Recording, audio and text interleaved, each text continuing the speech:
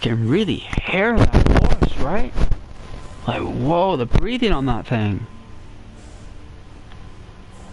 Sounds like one of them things you bellow in the fireplace.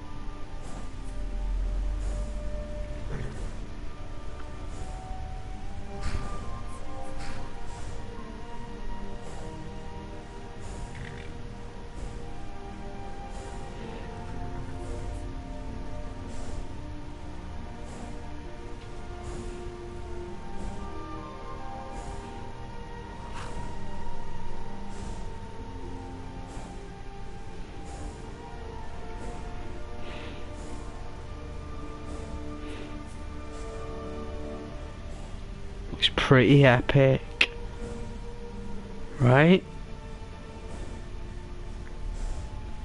You cannot beat this game when it comes down to imagination. You just can't do it.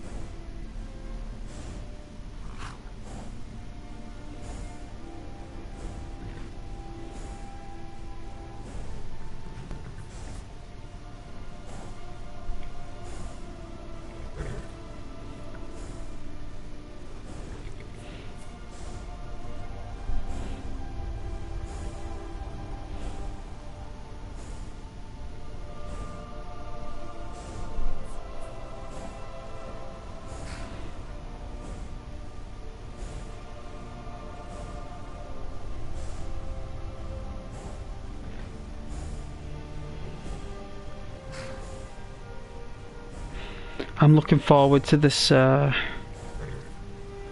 journey. I'm quite late again on the streams, and I'm quite late again, and I don't know why.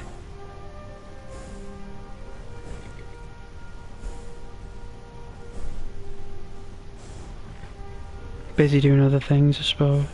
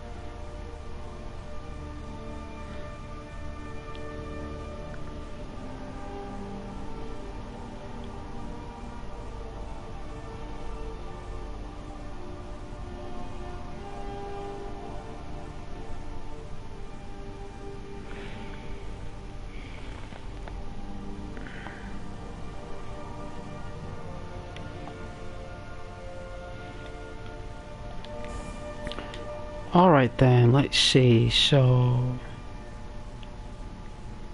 Yep, I think this is the right way, I think.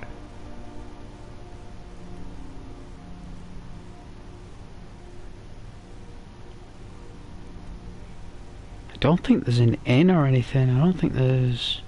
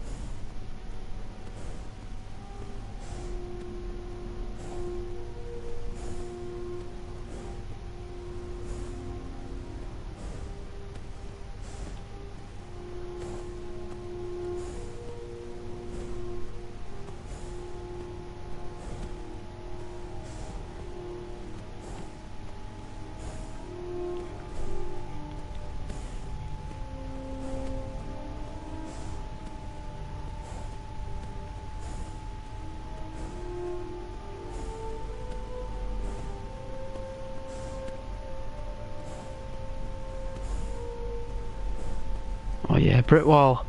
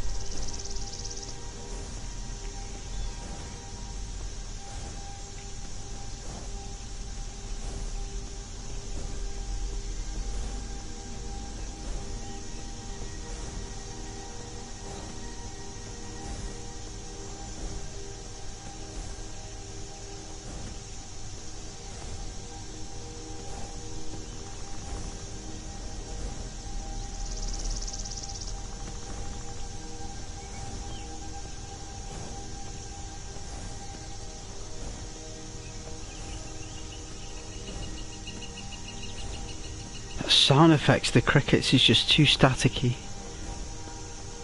I want to sort that out.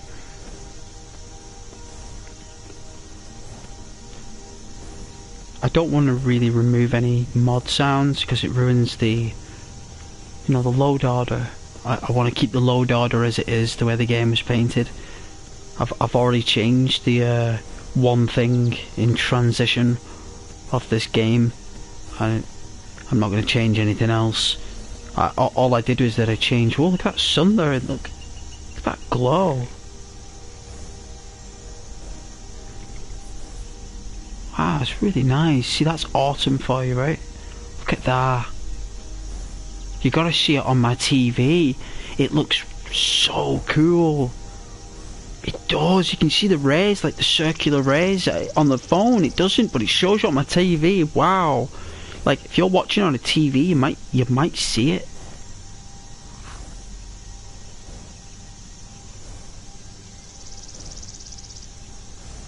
It might look like a pink milkshake. Or maybe like a bit of a rum. Bit of a mild rum. Oh, but it looks so cool on my TV. it might flicker a little bit on the phones because it's so cool looking. It's like the game can't produce what the console's trying to do. Console's like, more. I can make more, but the game's like, I'm sorry, I can't give you no more, you just gotta run with this. Okay.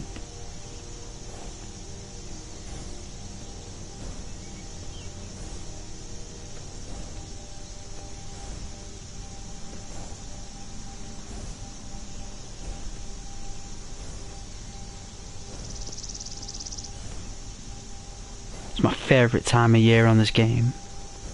It's autumn, light. And you gotta think, this is the it's the 22nd of September, right? So if we go on the menu, it's the 4th era, and it's 2001, right? So it's a 4th era, and it's 2001, or it's the year 4201 if you want to be precise. You know, so that means that in the year 4202, the autumn will be different from this autumn. It doesn't use the same pattern. It uses a different pattern for every year, and it's practically infinite. Well, enough mathematics for a lifetime, you know?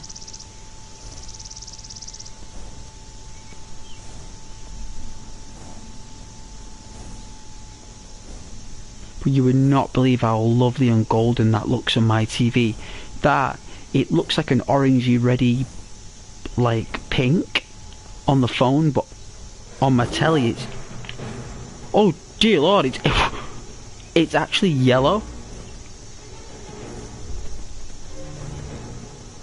Careful there, sir.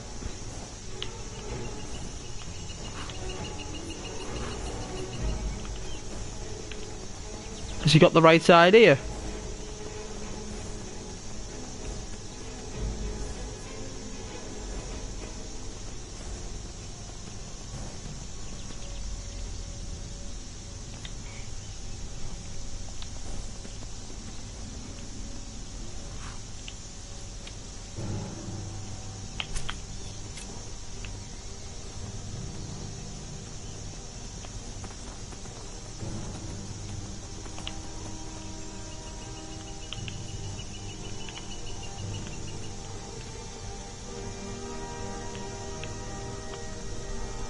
Wow, all I want to do is chill.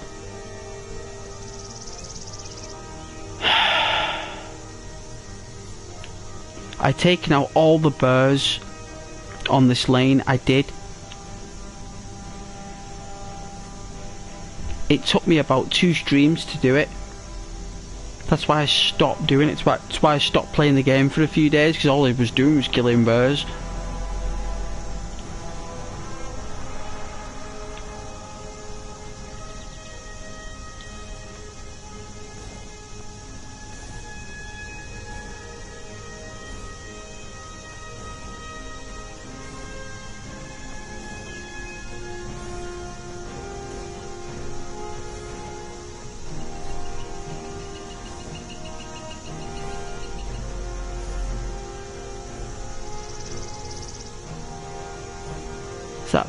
Is that burr still on our tail? I don't see it.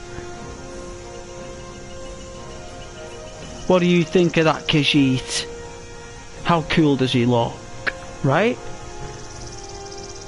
Doesn't that Khajiit look serious?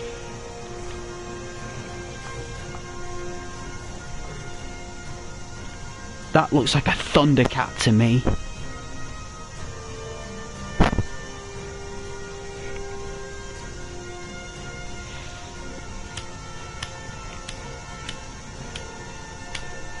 He's more like a panther.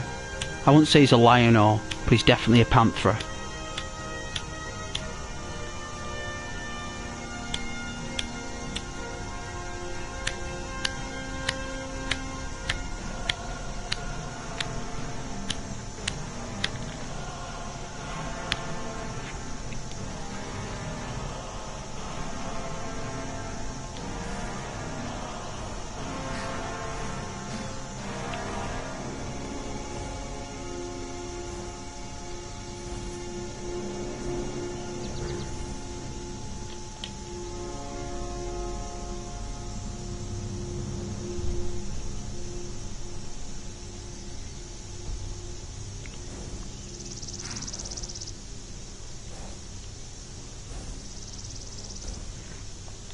So if that is west,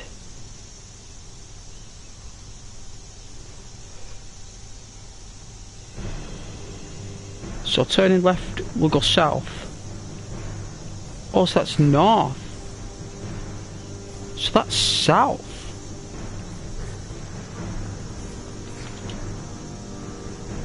Oh.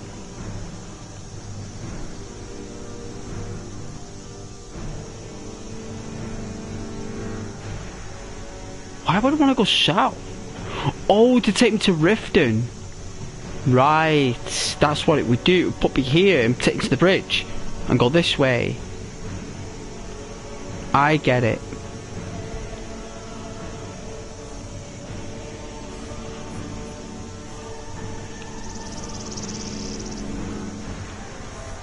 Alright, enough's enough with that music. The bird's gone.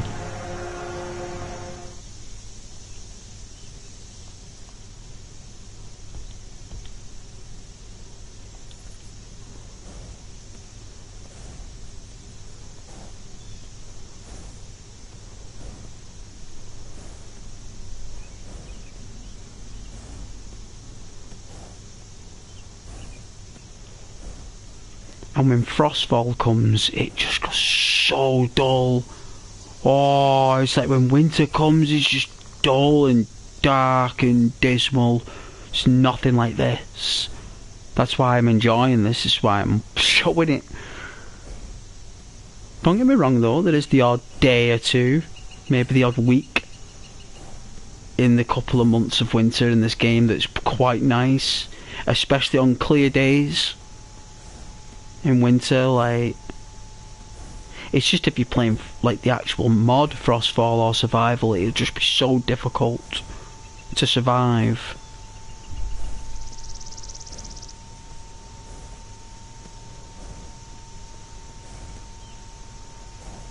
And to be honest with you, I actually prefer playing this on stream without survival, this type of game, because all I've been doing now is just like eating food, going in the menu, eating food, drinking this, trying to sleep, you know. I'll be downloading a camping mod, probably campsites and tents. They don't work proper, you know. And you know, they're good, like, if that's the only mod you've got. So if that's like the only mod you've downloaded, the camping site, great, no problem. But if you've got anything else and you download those mods, they're just not going to work. They have to go at the very top of your load order as well, like the very top of just below the main mod, the master mod. You put it below that, and look at that water there. But what it does is that when you start putting those mods in your current mod list, when you start adding to your current mod list, it starts ruining the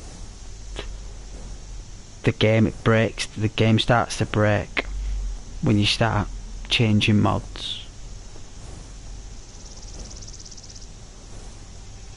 So you've got to be very careful about what you download. Wow, look, that's pretty epic, right? It's like orange juice, right? It's orange juice. Save that.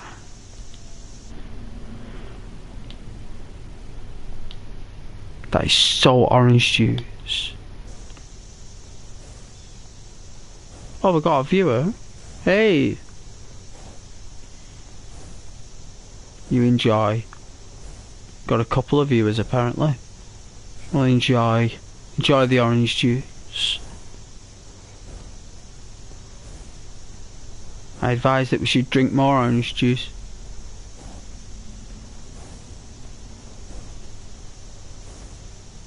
No way, it was that gloomy. I couldn't even see the waterfalls, look.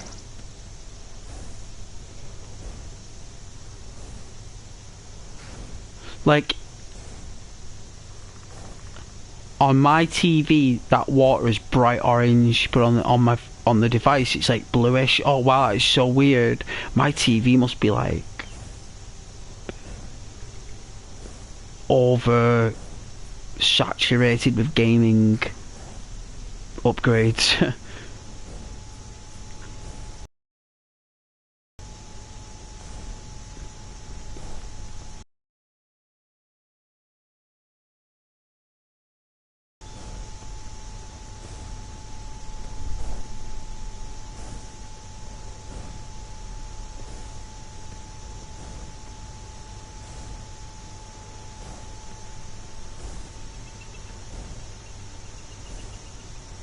Little bit of latency there.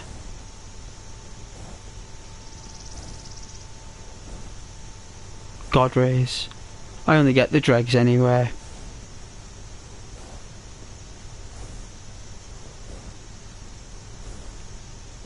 Because I'm streaming through the Sony PlayStation 4 that. If I was streaming straight from like a PC, like getting a raw source of internet, you know, going in the computer and out of it, you know, downloading and uploading, I think it'd be a different stream completely. But I think just because it's on like PlayStation and stuff, like PlayStation takes up more of the raw source internet, and then it must do something with it, and then talk to YouTube, and YouTube talks back and then talks to me. It's like this three-way conversation going on between user, hardware and platform firmware. So that's all them applications are, is platform firmware. Some of them is software, but a lot of it. Another one.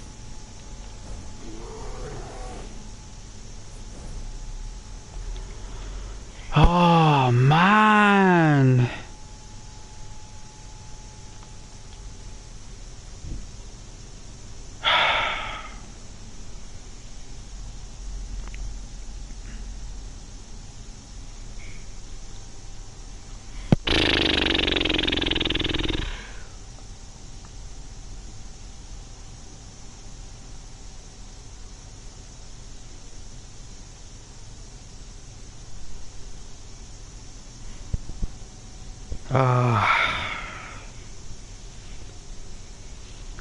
Don't like killing birds because all they're doing is just basically getting food before they hibernate for the winter. That's all they're doing. And all that's happening is just that the same birds respawning. It's like this never-ending bird that cannot die. It just reincarnates.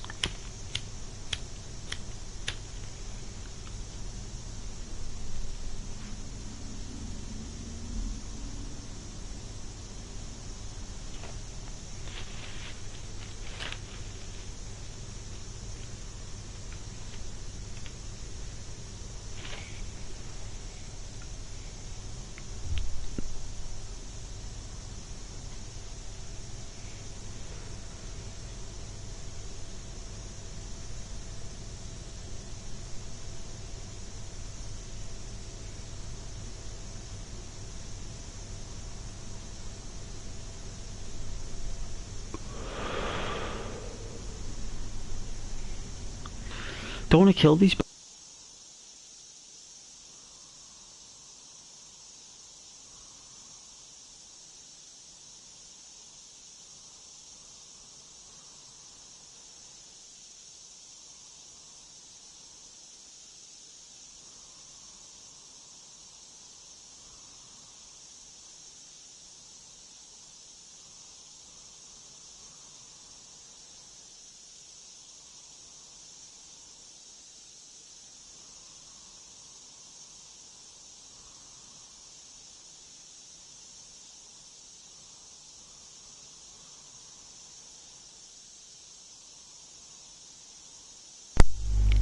The controller power went thing, whatever it's called.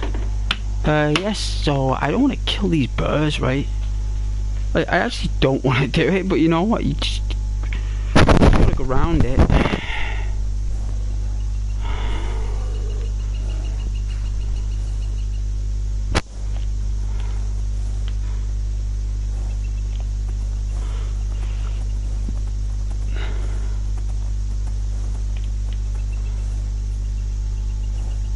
He's took out 2 saber cats.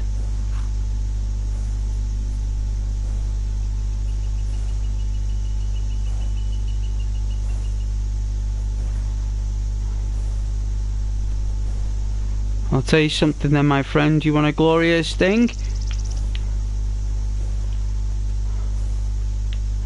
What was that? Oh my goodness. Oh man. Oh well, must have run off.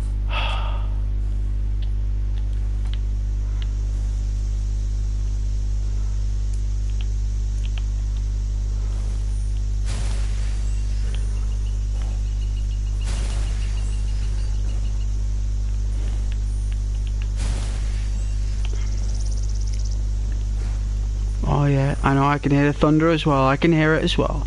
Won't be too long now. Gotta be a veterinarian as well. Huh?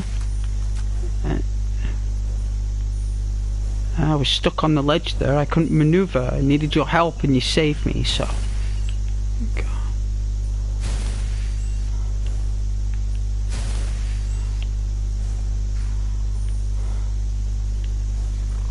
Where's our orc friend? Sir, thank you for your help. I am waiting for a good death. There you go, sir.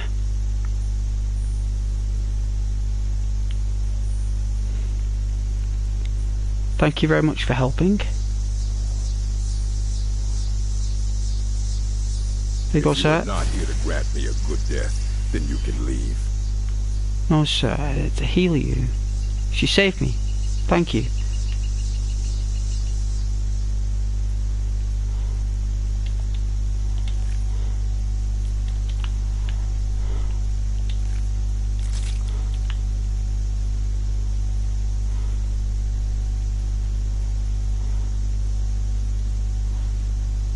Oh.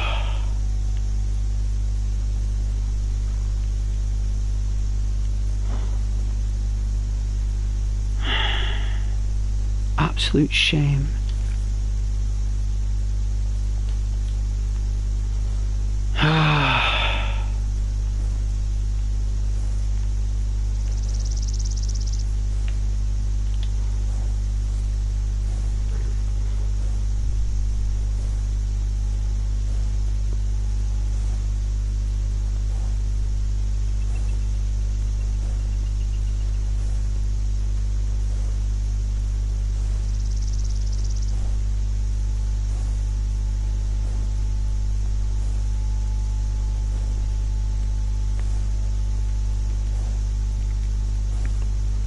Oh man, I've been like, you know, this cold weather, like in real life obviously. Oh, the crickets have stopped, finally. Yeah.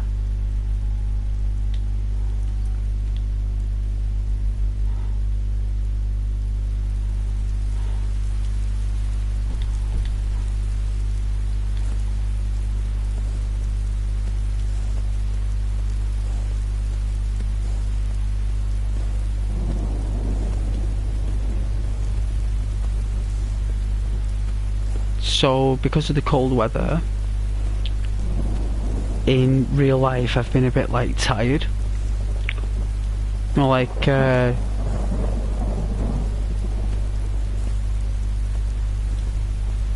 cold like demoralizes you, doesn't it, like to a degree. No, that's its intent.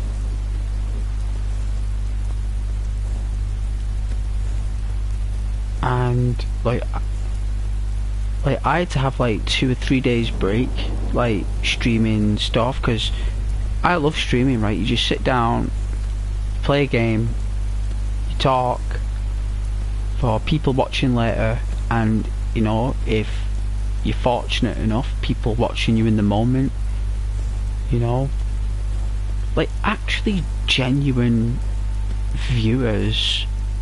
No, not someone with an ulterior motive, you know, like someone who genuinely just enjoys the channel in their own way, and watches for the best reasons, you know, like natural, organic reasons. And even if that's only like maybe 3, 2, or 1 person, like, it's like that saying goes, right, where you would rather have like 1 true friend than 1,000 false friends, right? Because at least that 1 true friend is like real, and that's more powerful than thousands or tens of thousands of just assets that are just there. At least it's 1 person that really believes in what you're doing and supports it, right? You know, for example, as what that 1 true friend would do for you. You know, if, you know, some people haven't been blessed with a true friend. Some people are just surrounded by false ones, not real ones. And if you're lucky, you'll find yourself getting a true viewer, someone who watches for you and the content for their own reasons, knowing that it's just an ordinary geezer on the other side of the screen.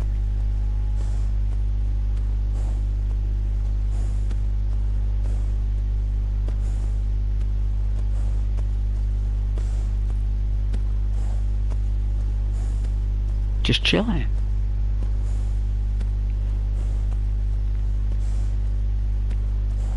And I know there's not many people that do enjoy slow-paced gaming.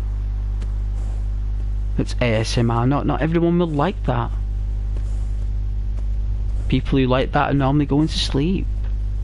They ain't gonna have time to catch up with you. They're trying to get to Kip or wind down. They don't want to talk. They want to chill. You know, it's kind of what the content, you know, does.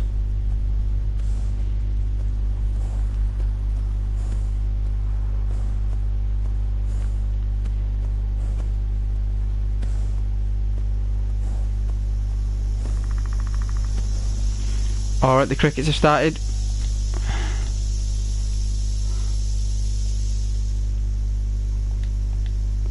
They are the extra loud ones, because it's like getting later.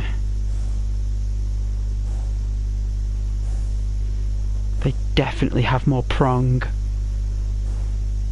You know, but yeah, as I was saying, you know, like that 1 true friend, or like those true viewers, you know, someone who actually enjoys the company of the viewers and the content creator. And it's very difficult to keep someone's attention, right? Because you've got to be good looking, right? You've got to be good looking. You've got to have appeal. You've got to have an image, right? And all people see me is a ghost. They just see a ghost or a guy with one of those bed sheets with the holes cut out, walking around like a ghost, right? That's how the comical mind reacts. But that's not the case. You know, it's definitely not the case. I don't think I can go up those mountains. I think I'm pretty snookered there. I don't think I can cross that. You know. So yeah, like, it's going to be extra difficult for, you know, this channel to grow, because there's no image, there's no, you know, you can't see my face or what I look like, you know, because good looks and charm is half the battle. And I know That's probably what people don't want to hear, but you know what? That's the truth. It's half the battle won. The other half is your character, your personality. You know, and that is what people watch for this, because obviously it's not for my looks. You know, it's definitely not for my looks.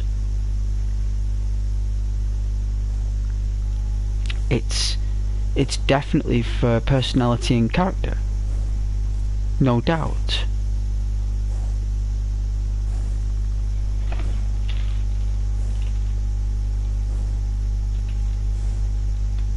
But yeah, you gotta be good looking.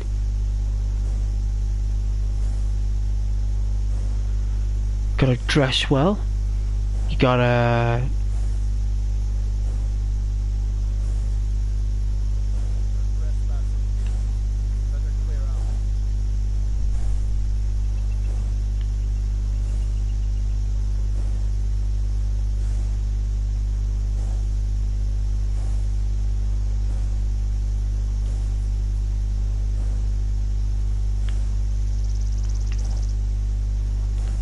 these are vigilante stormcloaks. You gotta be careful of these.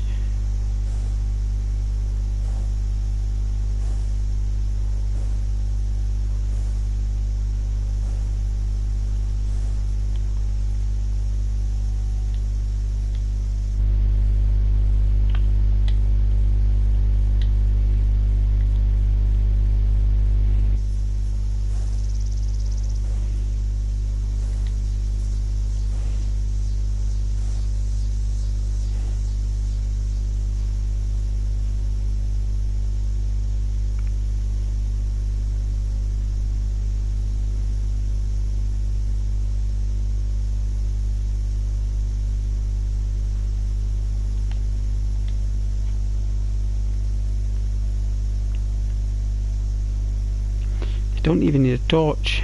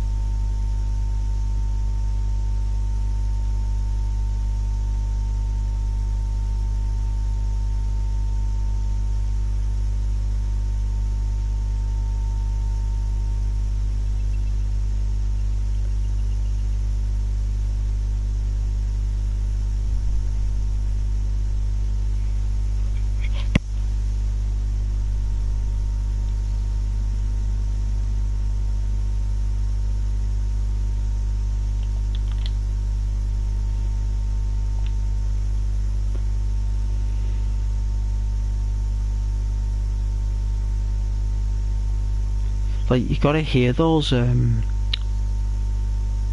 Nord lore singers. No, the folklore singers. You gotta hear them.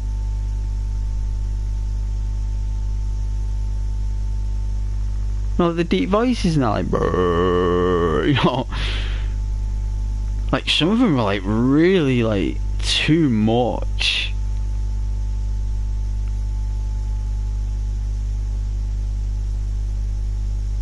Like, that would have been popular when Game of Thrones was being aired, you know, because you had a lot of,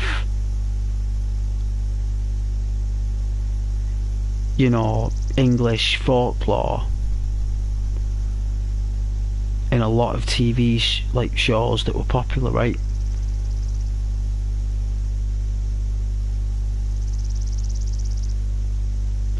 And there was another TV show along Game of Thrones, wasn't there? Because you had The Walking Dead, you had Game of Thrones, and there was something else. There was a couple of other shows as well.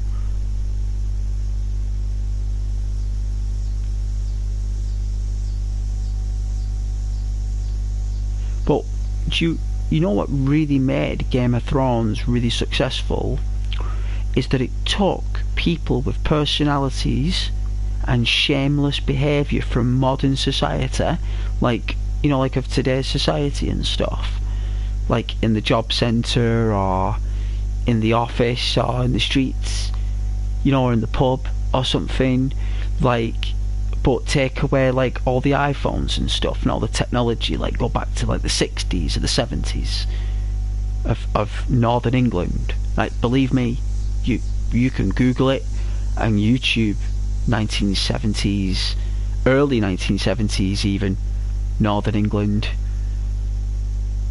and the behaviour of those people, like only fools and horses and stuff, and on the buses, you know, like those characters. That's what Game of Thrones did. It took that generation of TV and put it in a medieval political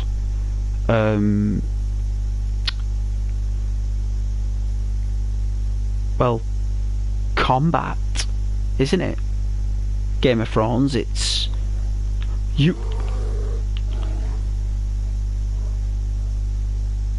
are kidding me.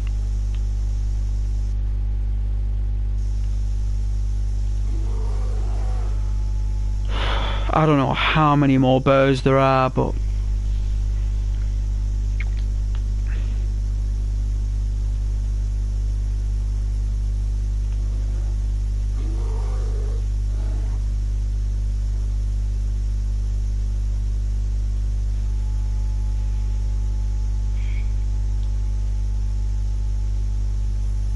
it knows that it's too far to travel.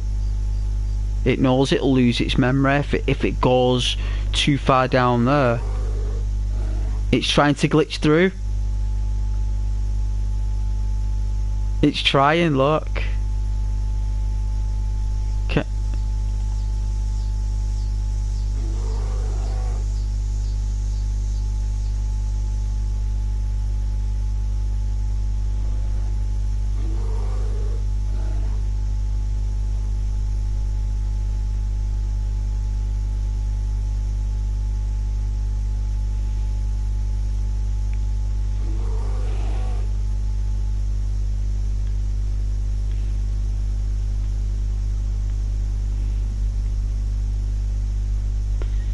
But I was saying before as well about having like true viewers, like people who actually like your stuff and who you are genuinely. You know, not everyone can like you, you know. Not everyone can appreciate and like what you do or like as an individual.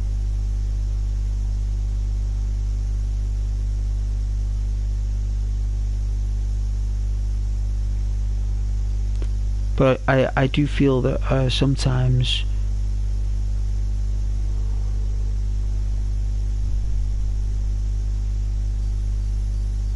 it can be a bit much.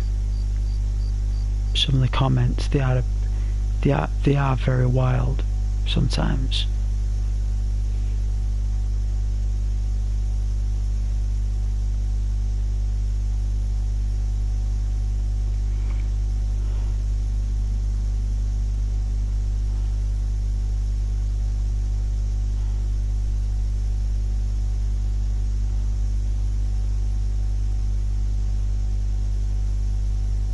Oh my, it's a giant. Oh jeez.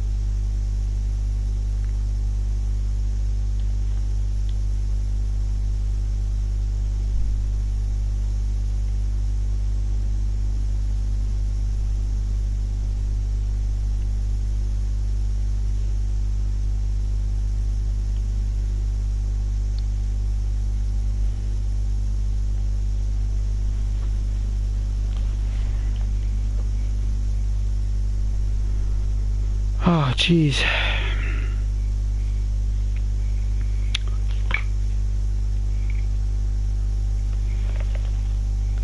A good old brother messaged me, eh? What a legend.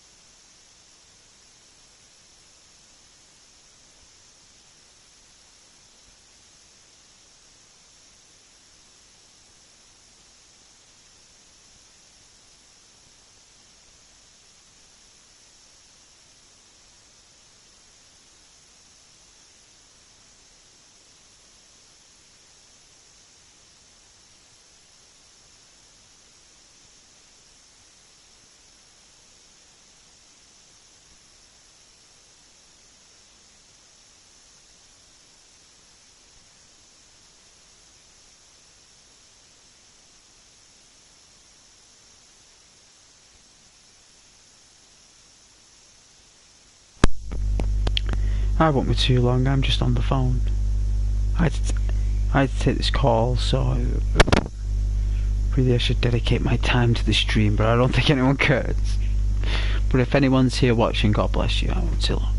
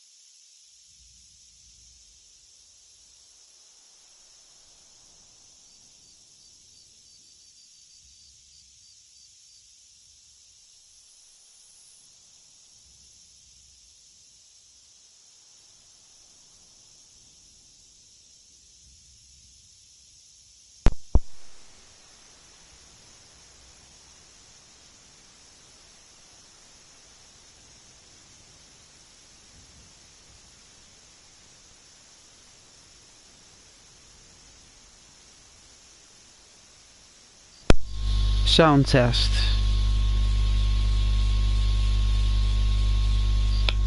Sound test.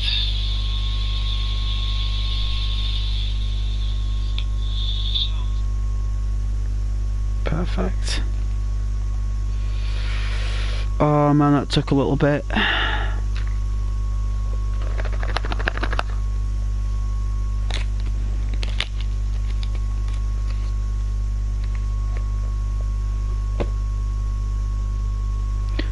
Oh dear. Phone calls, you know, family and stuff. Not that anyone cares anyway.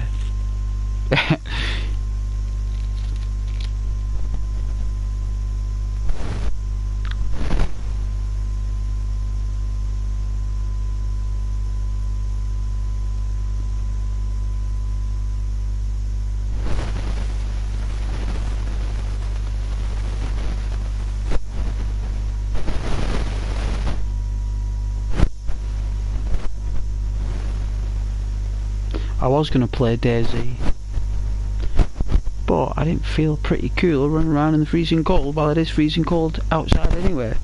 So I didn't want to be extra cold inside the game as well as cold outside. I don't know, cold.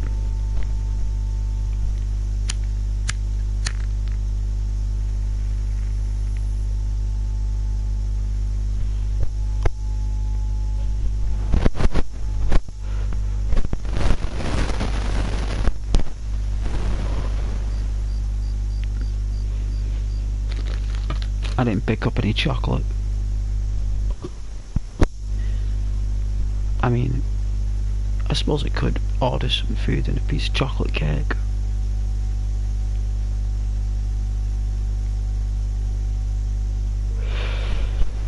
But I probably won't.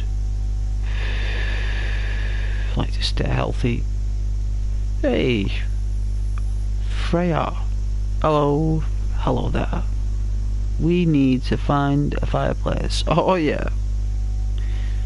Oh, the fireplace. Yeah, the fireplace. True. Keep warm. I'm just actually I've just come off the phone, to be honest with you.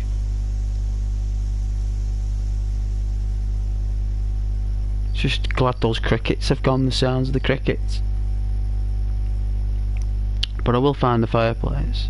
How are you doing anyway, Freya?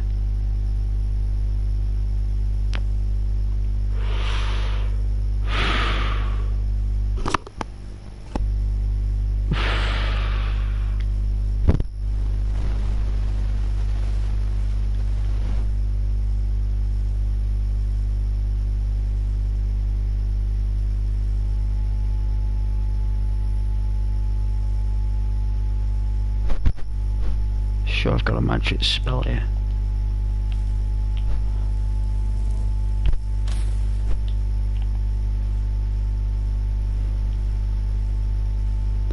All good, thank you, and yourself. Very well. Tired, but very well.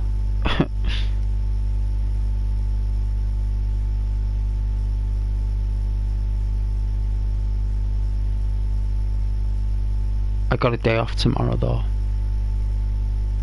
so I can sleep. Fell asleep now twice on the couch now. No bumps in the night, but I fell asleep twice.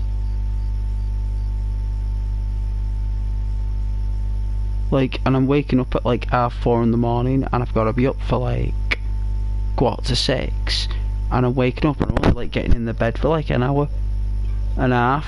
I should be in there for like 8 hours in that bed. I should be like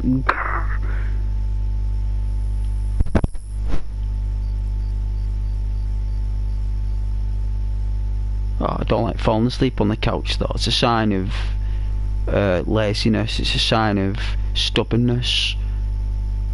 I should be like going, you know what, just go, you know, get to the den. You know,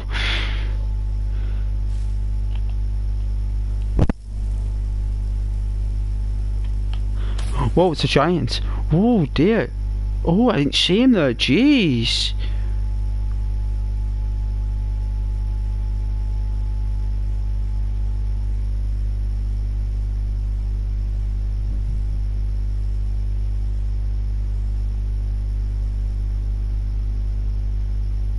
Oh, jeez. It's a good job I've seen him.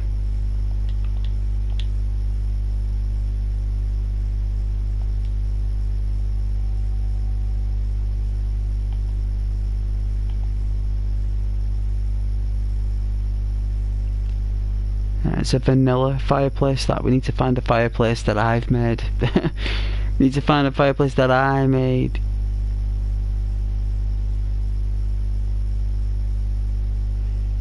When I first lived on your own, you'd fall asleep on the sofa because you found it comforting. Oh yeah. Yeah. Freedom, I suppose. Freedom of choice. You've been told off for falling asleep on couch as a kid, like.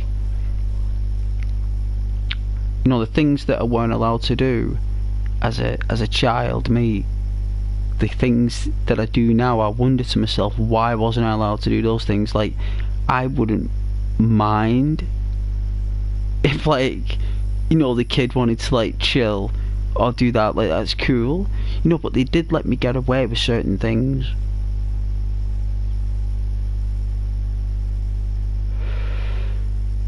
You know, like they always came to me school plays.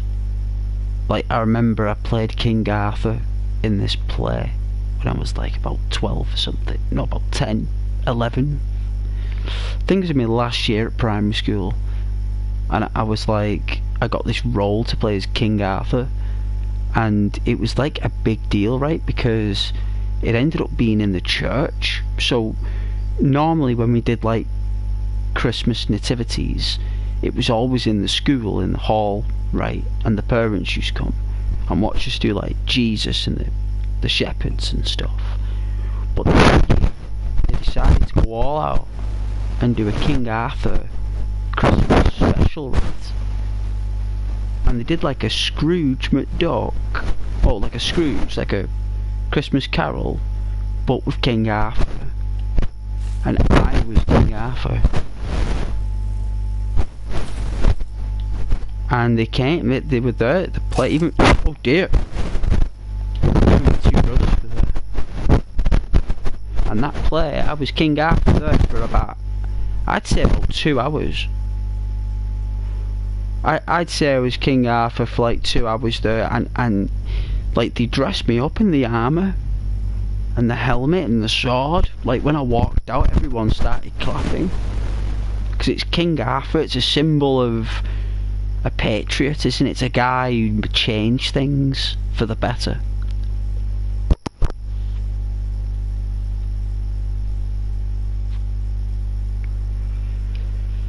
And my uncle at the time worked in a theatre, right? So my uncle, my dad's brother at the time, he was in charge of equipment at the theatre, right? Freya, so that armour that I was wearing came from that theatre, right? And it was fitted to, like, I was small, right? Like, I was this small this small kid. I was tiny, and I was in this armour. There's a photo somewhere, right? There's a photo. It was lovely. It was lovely, Freya. It was, and like he dies in the end. King Arthur, he always does, like in the cartoons and stuff. Oh dear, he always lives, but he doesn't. King Arthur always perishes in the stories, and let's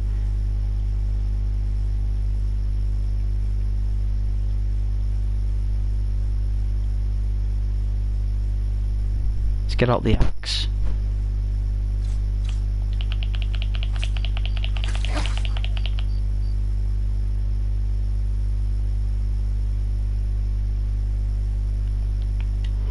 Be poisoned.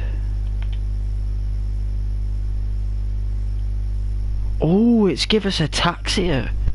Ooh. What's that, Freya? What in the Lord's name is ataxia?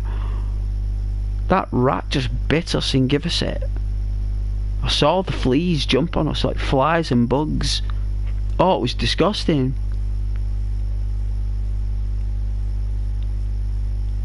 My fingers, look.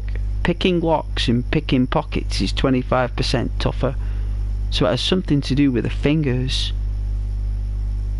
Or something to do with something.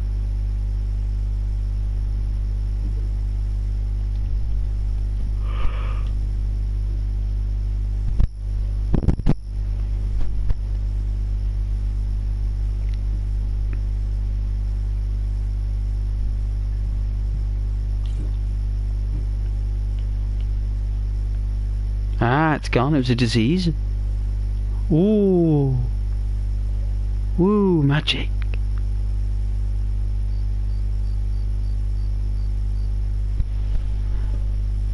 Ataxia transports you from A to B. You're terrible. You're shocking. That's it, you're off my Christmas card list. Struck you off, that's it. Off the list.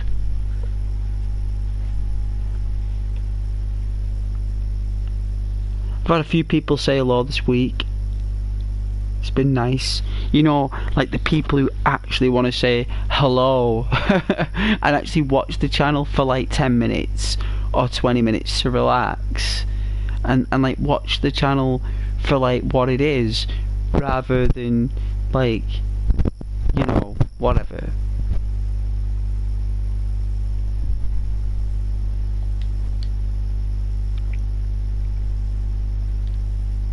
I can't see a thing.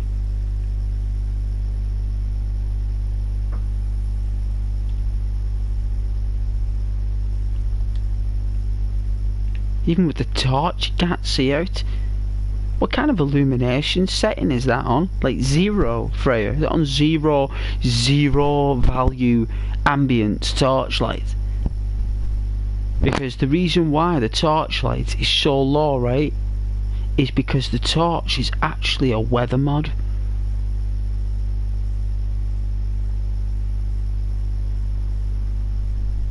So we're holding like the weather in our hands.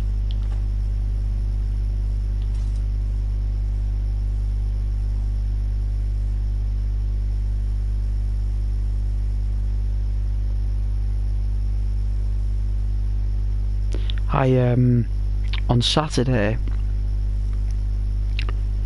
I had like really sore hands, right? Because I had I think they had me doing more typing.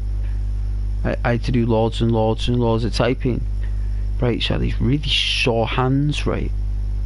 Plus I've been playing the computer as well, the console, and I took 2 ibuprofen, right? I took 2 ibuprofen, and you know what? After about an hour, right, I could actually feel, right, the ibuprofen itself in my bloodstream, right? I could feel it, right, and I could feel it in my knuckles. Like I could actually feel the ibuprofen going into the muscles and cooling the muscles down around my knuckles. I could actually feel it. I could actually, the sensation of the anti-inflammatory tablet, I could feel it, and it was weird. It was weird because it felt like water. It felt like cold water. It felt like, I don't know what it was, ibuprofen. It definitely did something, and that thing went down. Like the swelling on my hands and arms just went straight down. It's weird. Saying hello is boring, and asking a Brit how they are because, oh yeah, I'm okay type thing, like, yeah. Well, it's all about keeping your chin up, isn't it? Hey, love? Right? It's about keeping your chin up. You know, we like, you know, being around people with high spirits like myself to encourage you to keep going. You know? Like, just because people do that doesn't mean you do that, right? That doesn't mean Freya does that.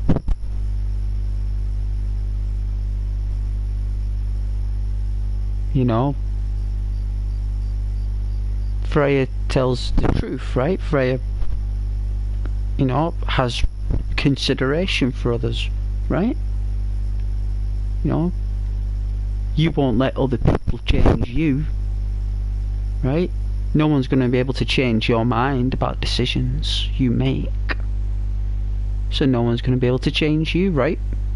I mean, just because they don't want to be honest with you doesn't mean you can't be honest with yourself, you know? These rocks are awful. Wow, you've only ever had the sensation when you've been placed on a trip. I swear, right? It's probably because of my metabolism. My metabolism is extremely fast. You know, hence why I'm slim. And firm even.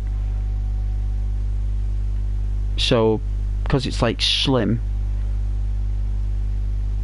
the high metabolism probably pumps the ibuprofen through quicker, like it does with every piece of energy in my body, right? It will be metabolized, is the right word, isn't it? Metabolized. It fuses with my blood cells quicker, and it reacts quicker and burns out quicker. But because it's a medication, it's constant, isn't it? It's like it's a dose. It keeps going round and round and round, right? You know what I'm saying? For your circulation system. So I could feel it. I could feel it in my hands, and I could feel it. It was going. It cooled them right down, Freya. I could actually see the ibuprofen unwinding the cramp on the roof of my hand. So the roof of my hand and the base of like my little finger knuckle. I could see the ibuprofen working through it, like the twitching. You could see it all twitching like that, going through it, like the muscles must have been really swollen. Hence how you can drink coffee before bedtime. That's right, yeah, it burns. Yes. Yeah, that's right. Now you know I can eat like the chocolate and the crisps. I've got to eat steak for it to slow down. So I've got to eat lots of steak and lots of green veg, which is expensive. So I've got to like eat really expensive food to like slow it down. But once food slows down my metabolism, like fry-ups for example, so a fry-up will, once that starts slowing me down, I go to sleep. My body instantly just goes to sleep. Doesn't matter what time it is. It could be 3 o'clock in the afternoon. If I have a big meal, my body will react by falling asleep, and I'll wake up when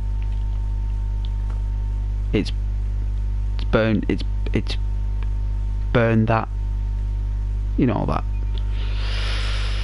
first part of the stage of digesting food. I'll just like, I think one time I think I woke up at like Like, I had about 10 hours sleep. I got up at like 9 o'clock. I had a big meal at 3 o'clock because I was starving at the time. I had this big meal at 3 o'clock.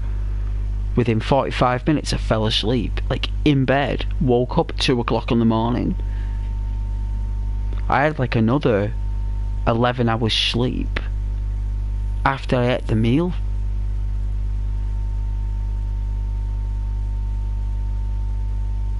So when you got like a really fast metabolism, you gotta eat loads of rice. Oh, sugar and spice. Yeah, you gotta eat loads of rice. That's the only catch.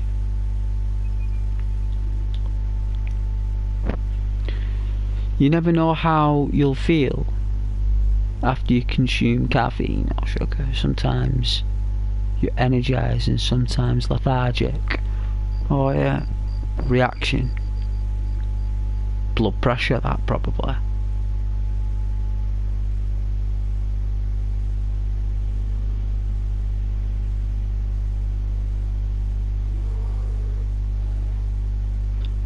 I don't want to kill this bear. You can't see nothing.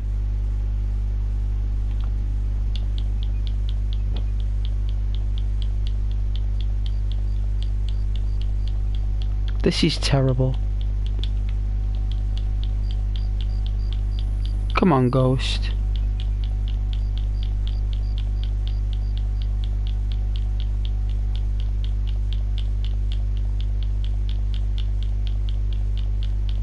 You'll get it, ghost. Come on.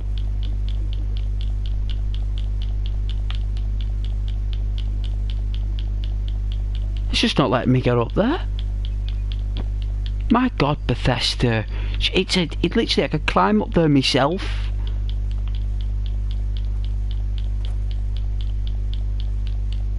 Oh my goodness. Never known anything like it, Bethesda.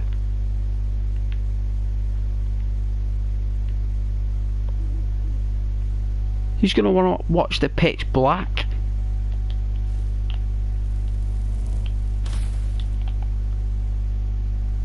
But then again, it's on Real Darkness, so I can't really say much.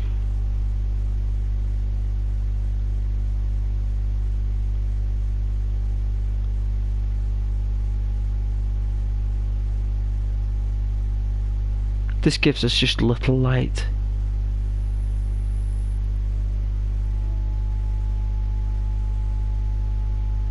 It may look bright, but it's not. It does look nice though. Looks like the Jesus star, doesn't it? When it's paused. Well, it does on my screen. Looks like the Holy Star.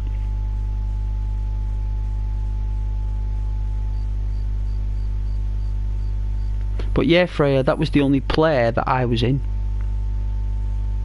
It was King Arthur.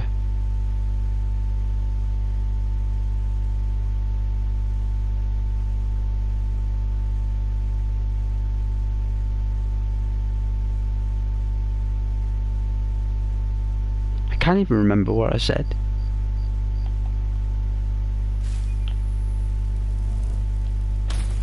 Can't even remember what I said. I do remember though, the year before that, it was Pinocchio or something. I remember who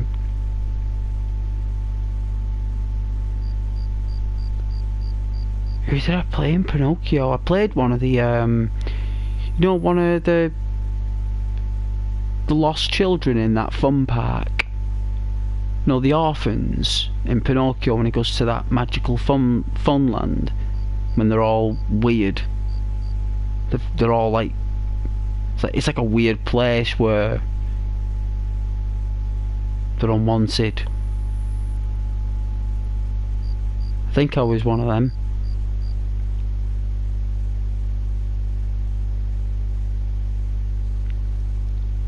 It's funny, I remember those things, really. I can't believe I remember stuff like that.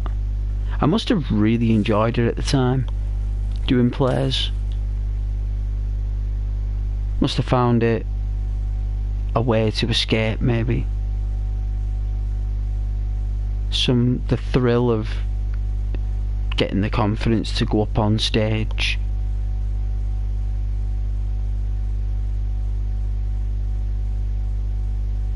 And speak. It's a big deal. Where in the Lord's name am I going here? Right, so it's kind of like this way, right? No, it's not this way. Was it that way? Yeah, it's that way.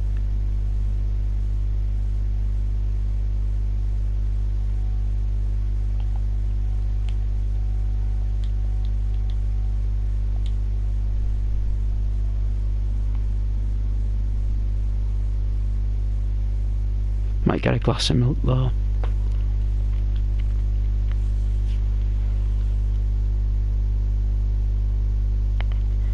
Wow, that's young. That's proper young. I'm more about 3. I remember I was about 3, like 2 or 3. I remember like I was in my mum's arms, and like I remember we were boarding an aeroplane or something, and I ended up like, I don't know, I was on a beach, and then I remember being in a toy shop and I went absolutely excited in this toy shop with helicopters and airplanes, and then I remembered it was like some kind of like, I don't know, like my mum put me in the arms of another woman. I think it was me grandma, and like there was some like discussion, and my mum went off. I started crying, and then I was alright. Next thing is I'm in a car. It was really like fast, and then I remember I asked my mum years later about what I remembered. She said, "Oh yeah, I took you to Scotland on the aeroplane." She said it was just me and you that time because your brothers were already there. Your dad had already took your brothers there, so the reason why my mum went with me is because we had to go to the doctors. The doctor wanted to do a checkup before I went on the aeroplane, so that was on that like 1 day delay. So my mum ends up taking me to Scotland, just me and my mum, and I remember like sitting on the aeroplane, and she was like playing horsey. She was like playing horsey with me, like that, like going chug on the horsey, like riding the horsey on the aeroplane. I remember laughing, and like she had such long hair at the time, like her hair was so long, and it was really dark brown, really dark brown. She spoke Gaelic. Like I remember her talking Gaelic, solid, wholesome Gaelic, pure Gaelic, and I understood her. Weird. Even though I couldn't speak Gaelic, or I didn't know what Gaelic was, I knew what she was saying. Weird, right? Weird. And we ended up going to far North Highlands of Scotland on an aeroplane. I ended up going to that toy shop which was in the Highlands of Scotland, which she told me about, and the exchange of me crying when she walks off, that was my grandma. They took me for half a day. That's when I remembered the car. So they took me out in the car to the beach. Grandma and granddad at the time, just me. I must have only been about, I don't know, 2 years old for her. My mum said I was 2.5, I think. Around about 2.5 or 2 and a bit. So that's about what, 26 months old I can remember. So you're telling me you remember nearly 10 months before me?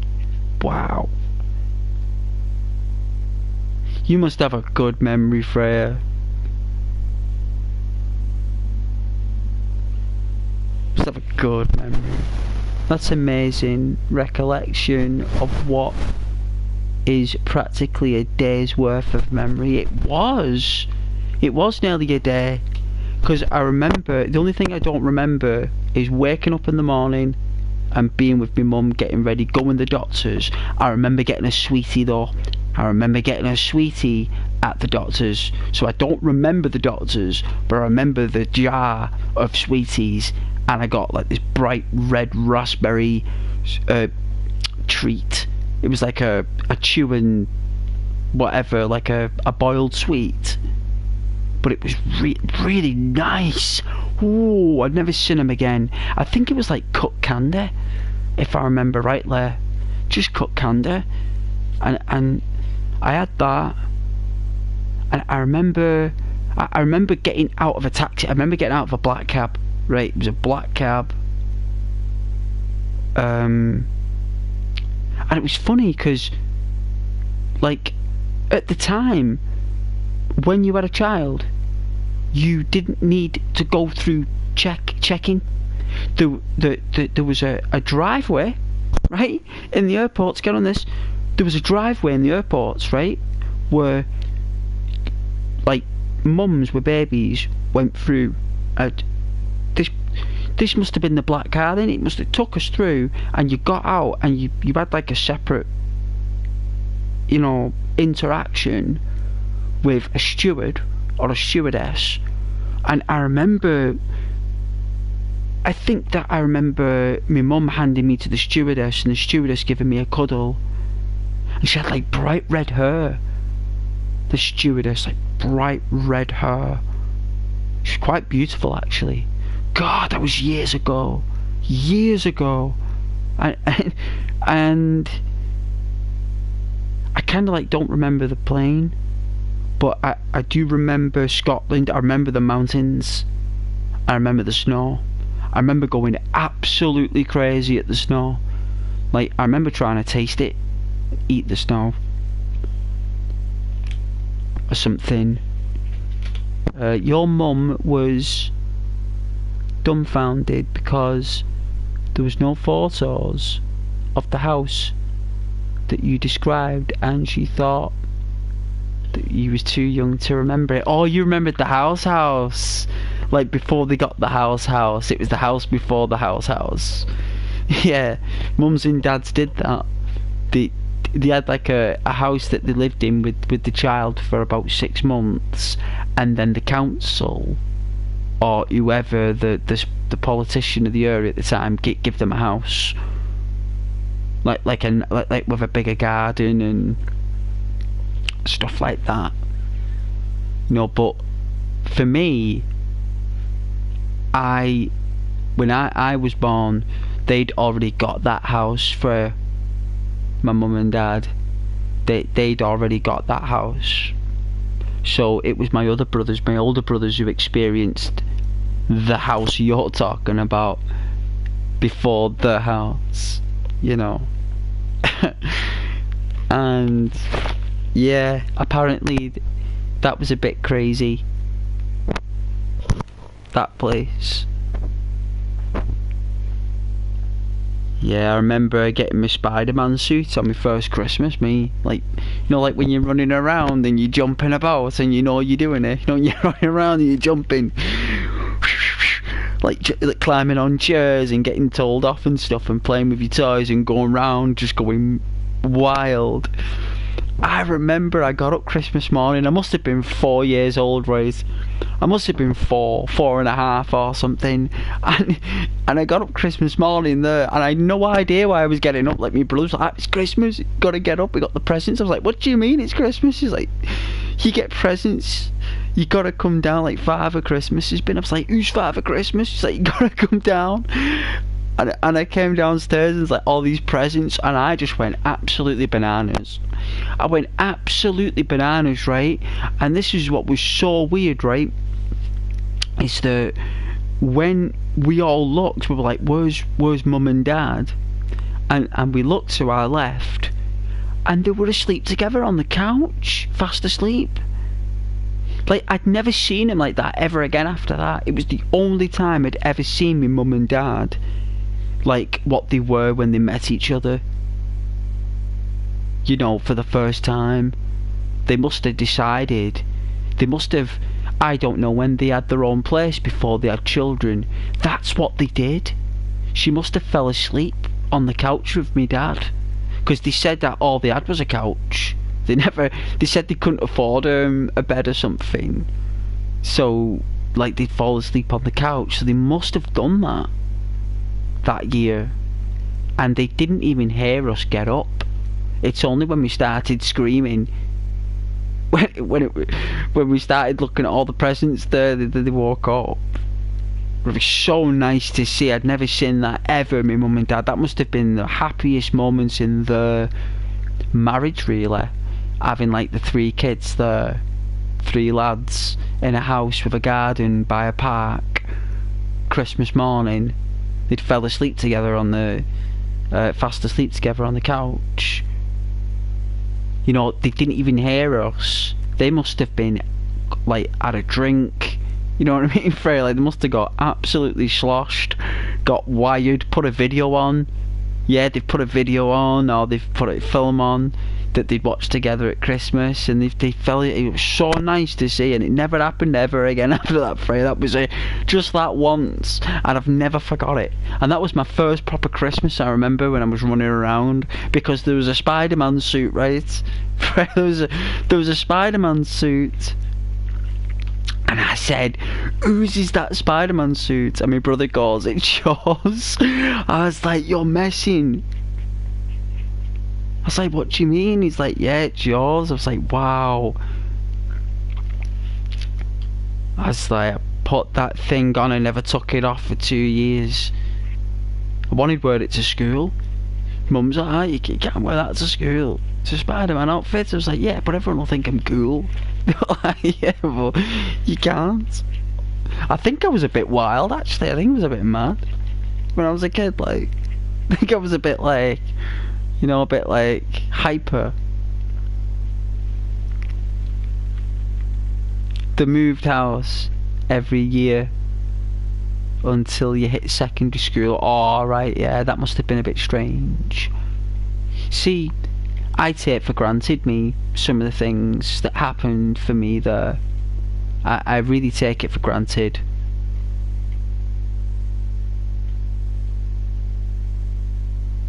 You know, people there moving house all the time, and I never did. Only until I moved out myself with my long-term girlfriend. She was lovely looking, her. She used to wear this pink dress with black shoes when we went out, and one night she wore like this black party gown. It's like a long skirt with a front cut with these really nice shoes.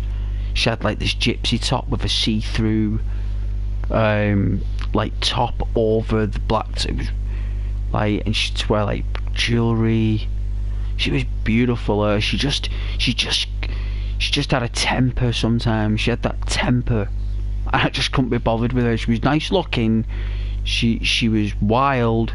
Like, she was, you know, spicy and all that, but she definitely had a temper. And yeah, but that was the girl I moved out with. She was worth moving out with her. We got a dog and everything. That dog was amazing. I loved that dog. It was daft as a brush. It was a daft dog. Stupid dog. It's just absolutely stupid, but it was so clever. Like, it was stupid, like just absolutely blatantly daft, but really sharp at the same time.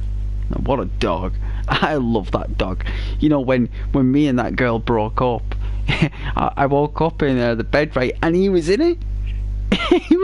The dog was in it, right? So she goes, right, like, she leaves, right, and like, I'm like that, me, I'm like, I feel a bit cool, right, because I'm putting on my Xbox 360 at the time, and I'm like, I'm playing on Oblivion and Ghost Recon Advanced Warfighter.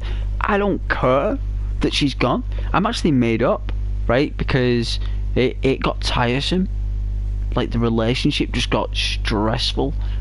So I goes to bed that night, right, and I wake up, right, in the morning, and there's the dog, like lay in the bed. I was like, what in the Lord's name are you doing? He's just like, his tail, you know, his tail went up and down like that. The dog, he knew what he was doing. I was like, oh, no worries, and that was it then, until some other chick showed up. You know, oh, it's funny that. What a dog. He was stupid.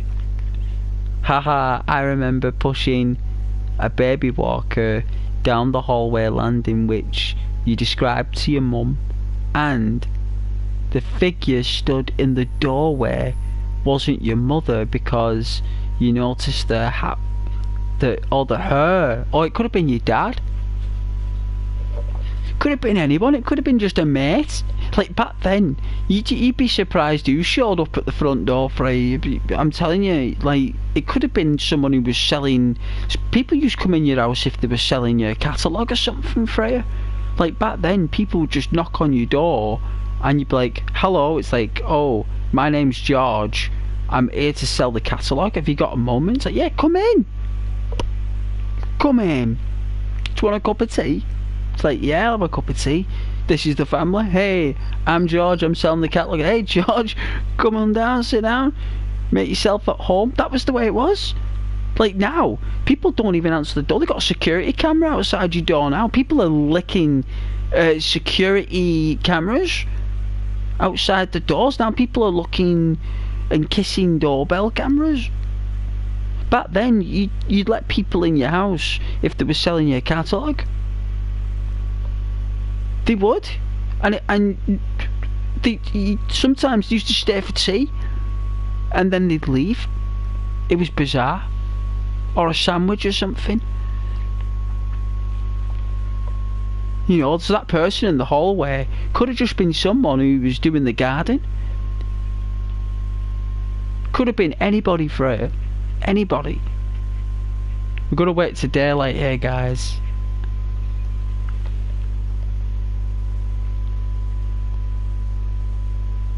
It's nice and gloomy. Yeah. Alteration.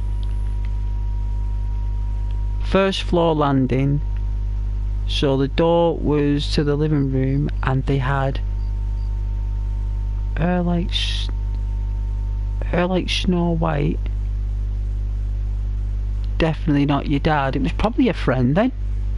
It was probably a friend. I remember when I was like a youngster, really young, and there was like this unknown person in the house at the time, and I remember asking my mum about it, and it turned out it was a neighbour up the road who needed sugar and coffee.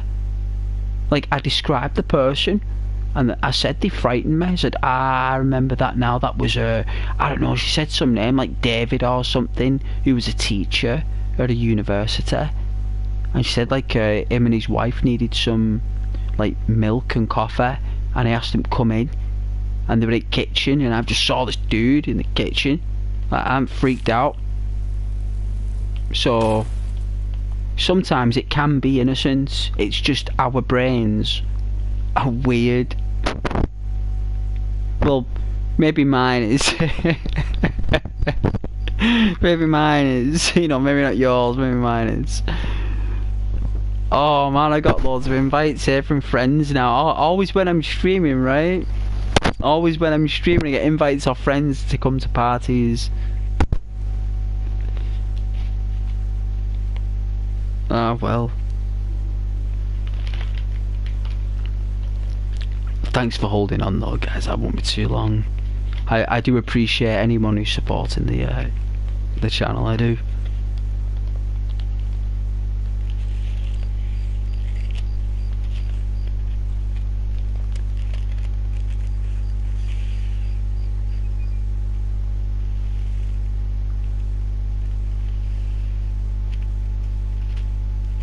I'm gonna have to make a drink as well.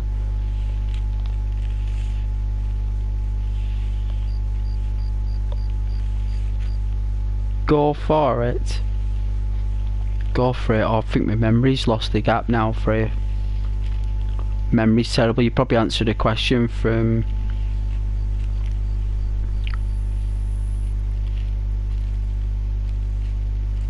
Yeah, I've got to work on that when I'm tired.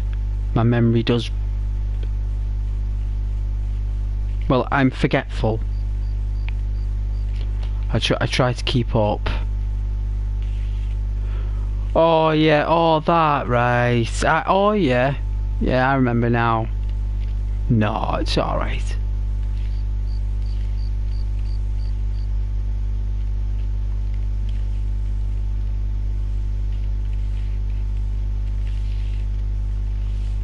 It's alright.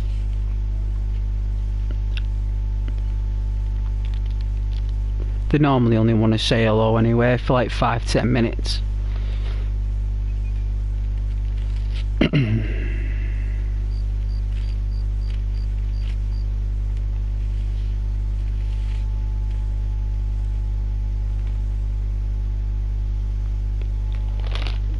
The sound, like they are proper sound. It's just me. It's just me that isn't sound. Because I won't be good company. I can only handle this. Do you know what I'm saying? Like, this is all I can handle right now. Like I had to do so much in that place. Like, I don't even want to go back there sometimes. It's like, I just like set like a month or two off, you know.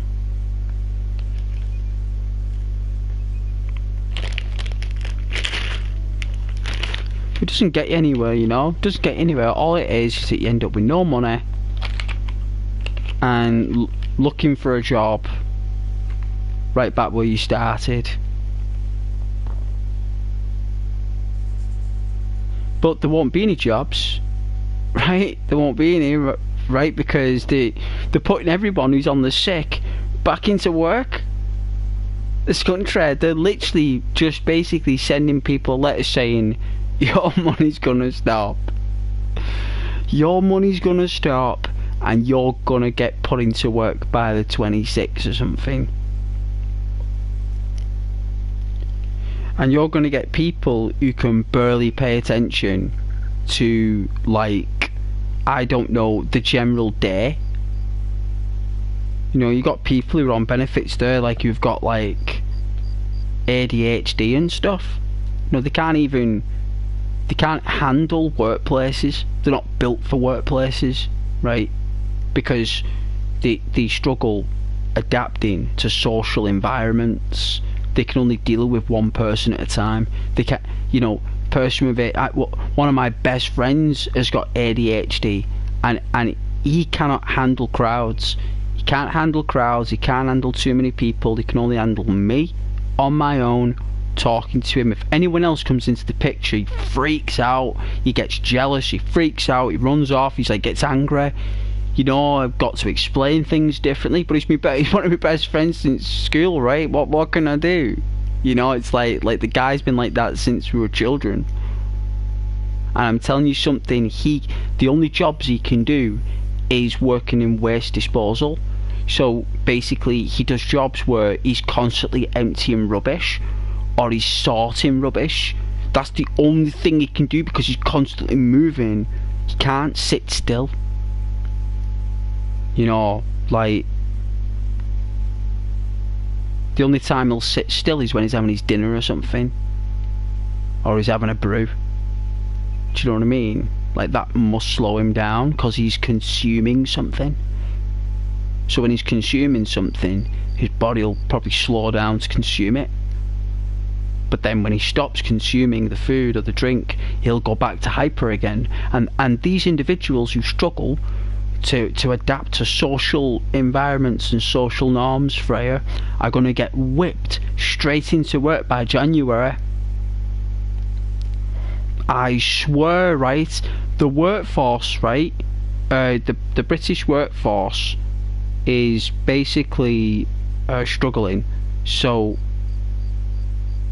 they basically want to send, like, this is what I think they're going to do, right? And I want anyone to correct me if I'm wrong. Like, I'm up for being corrected me about stuff because I don't know anything, and of course it's all for entertainment purposes. But I'd say that what they're going to try and do is try and get these people who have been on benefits to put them in the workforce for free, so they'll be working for the benefit money. That's what I think they'll be doing.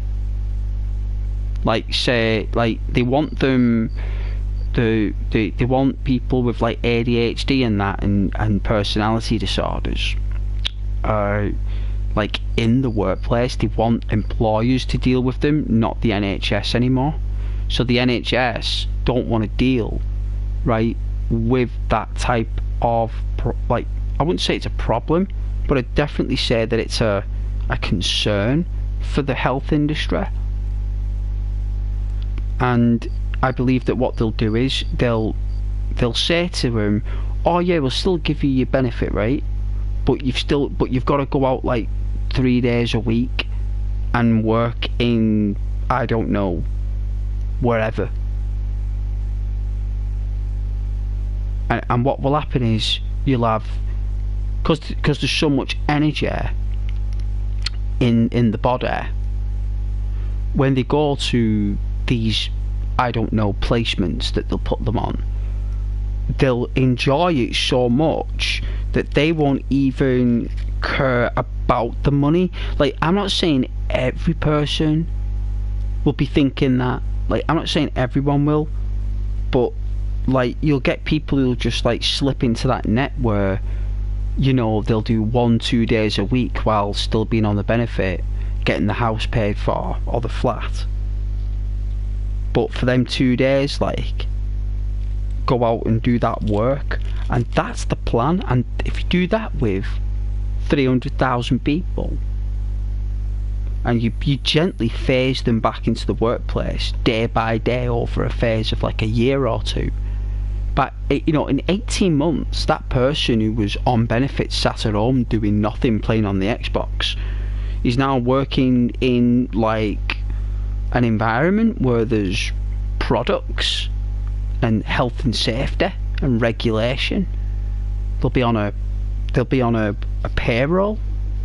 They'll be contributing to society. Do you know what I mean? Like, they'll gradually phase them in. They won't just like throw them in there 40 hours a week, right, do your job. That it won't happen like that. You can't just do that to a human. It doesn't work. You've got to incentivize the individual to do it. And how do you incentivize someone to go out there and contribute and to do more work? You know, how do you do that, right? What do you do? Well, what do? You think, what do we do? How do we do that? Well, you know what you do? You put all of those individuals who are all going through the same struggles in the same place, Freya. You put them all in the same place, so they're all so you're basically going to have like workplaces that are warehouses and rubbish places, manual work, right? Because no one's doing manual work anymore that much because of COVID-19.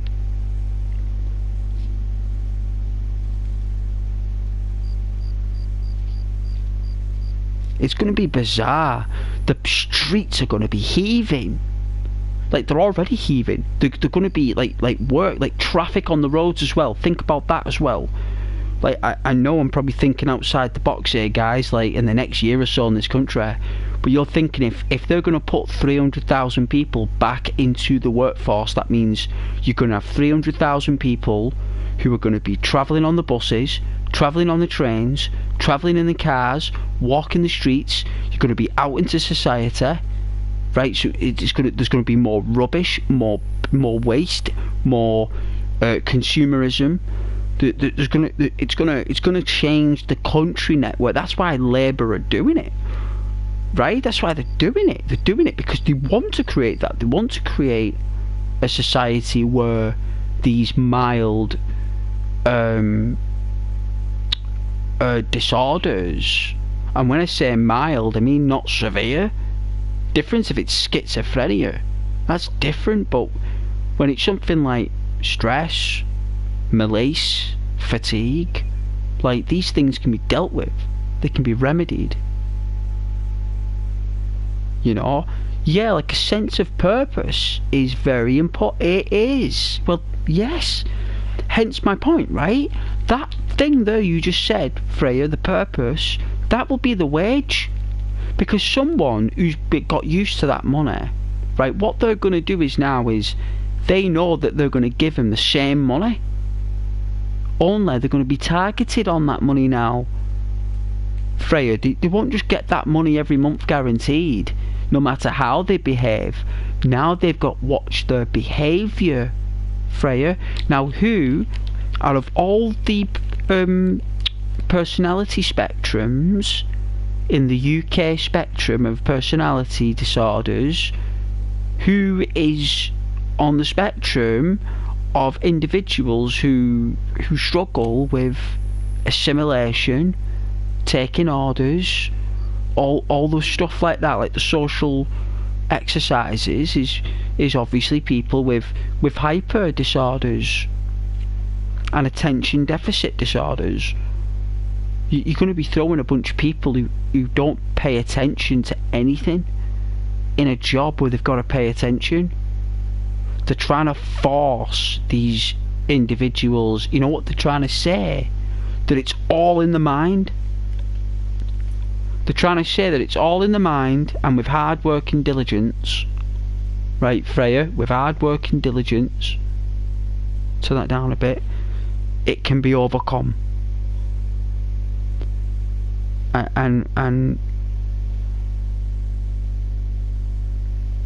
it's going to be weird, because what's going to happen is it's basically to create more administration, because what's going to happen is that more documentation is going to be created in regards to it in the workplace.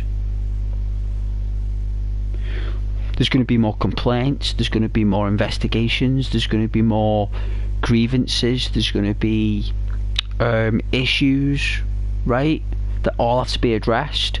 And what it is that the government, right, this is the plan, the government are basically passing the buck to employers to deal with. So what they do is, the government is, when they can't handle that particular asset or principle, they pass it to employers to deal with. Because the government has already discussed with the companies like Kingfisher, Dixon's, you know, the list goes on. They've already discussed with places like Lidl and Aldi and all that about what's going to happen, and they've already distributed the money to these companies ready, right guys, believe me, believe Ghost, they've already sent that money to these workplaces to pay for these people to get back into work. They've already invested the money in it.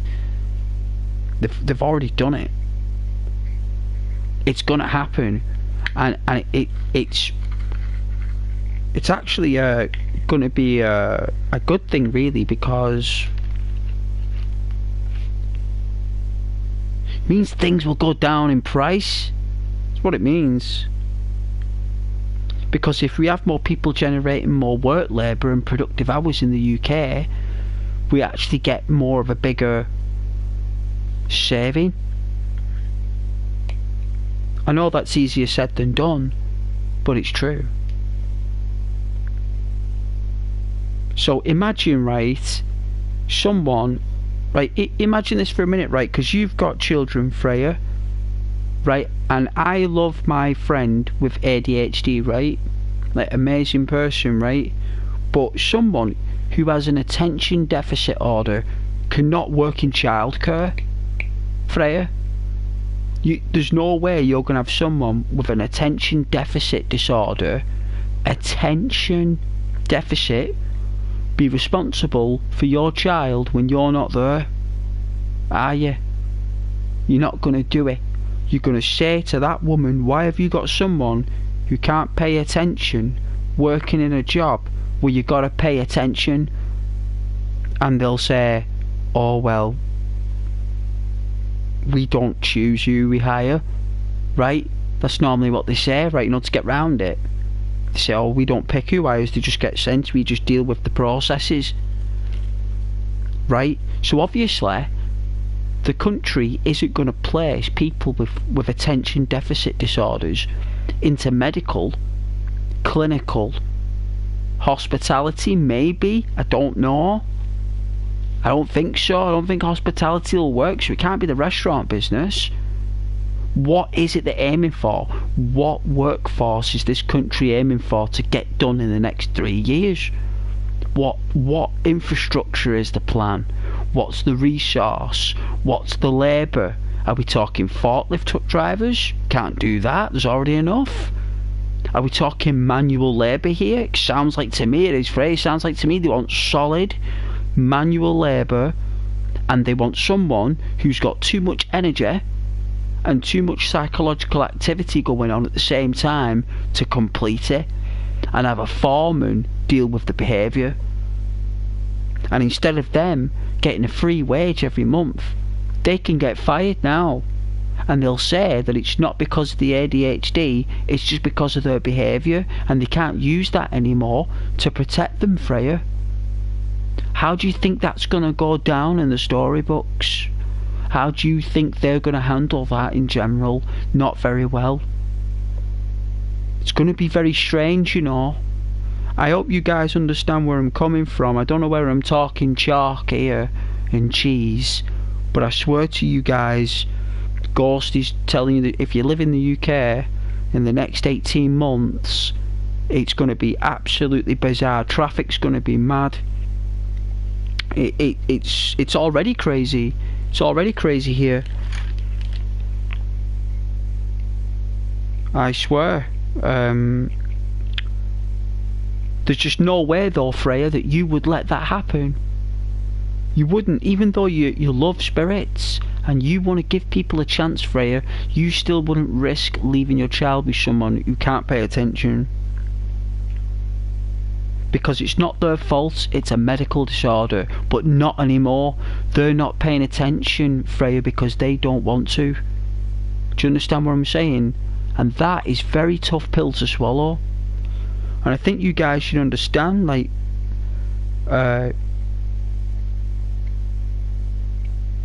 what that means. It's like, 'cause it's definitely manual labour. It's got to be. It's either cutting grass, painting over graffiti. It's a massive plan to do something, and I think it's got something to do with China, and it's got something to do with Europe. I've never stopped working since I left college. So when I got my first job and I got that first wage slip, I've never stopped working. I've always worked. I mean, I've had little gaps in between when I've been exhausted, but I have always worked. And I always had it difficult paying attention to things, but eventually you do.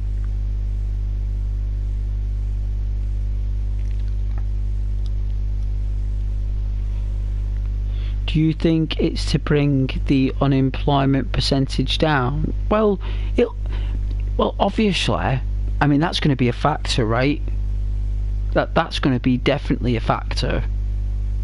That is probably one of the reasons. But remember, guys, it's just for entertainment. I wouldn't take it as serious.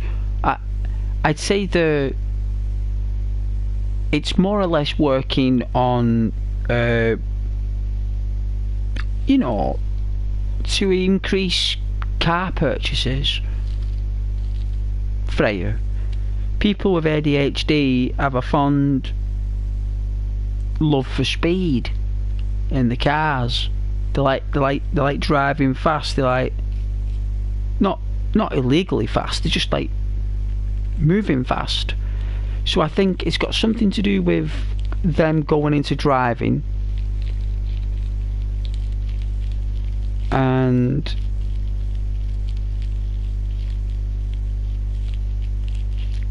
all that benefit money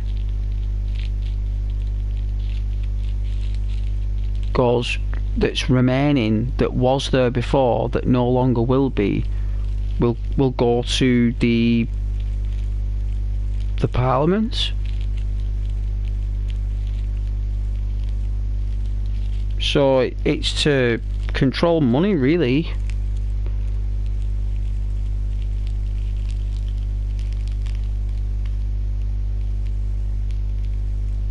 They just sat down one day and just looked at that particular deficit Yeah, the individuals that have got like ADHD and autism and stuff, like everyone's on their own journey, and everyone overcomes everything they're going through in their own pace, right? I understand that, but there's going to be times, you know, you get individuals with autism and ADHD.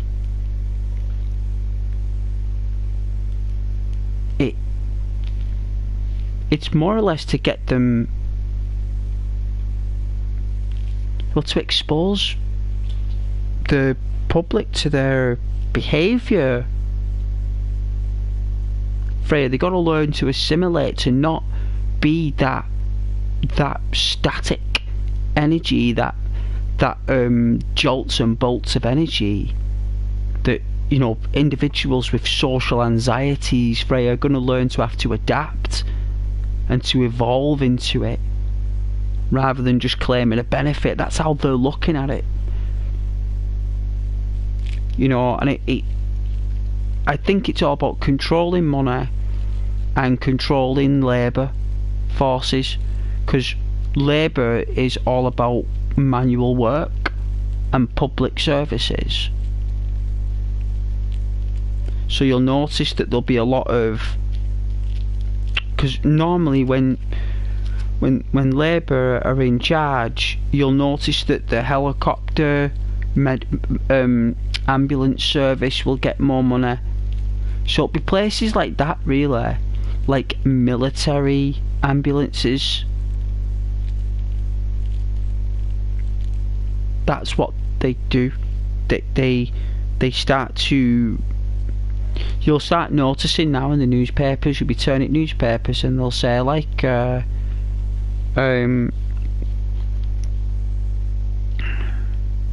know, the National Trust Ambulance Service or something.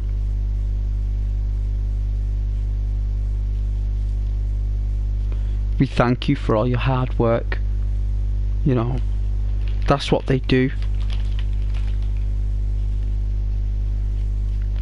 But yeah, I think it's going to be very weird though, Freya, in the next 18 months. I think it's going to be very strange. I don't know where it will be strange, but it definitely will be. Like, 'cause you're talking like 300,000 people just thrown into the deep end in literally a month. Like, they want that struck off, the quicker the better. So it's going to create more complications at home.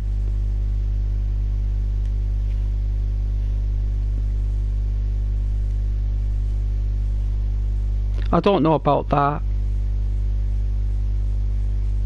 I don't know about that, Freya. I'm not too smart for that.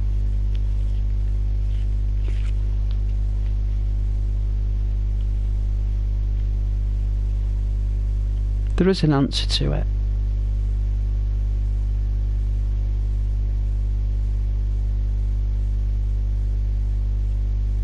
But it's to create more problems in the household, isn't it? Right, so imagine saying to someone, right, imagine your mum, right, imagine this, right, Freya, if you're still watching, your mum and dad have been really lovely to you for the past, I don't know, 15 years, right? Money's coming in, all of a sudden, that money stops. What's mum and dad gonna start doing?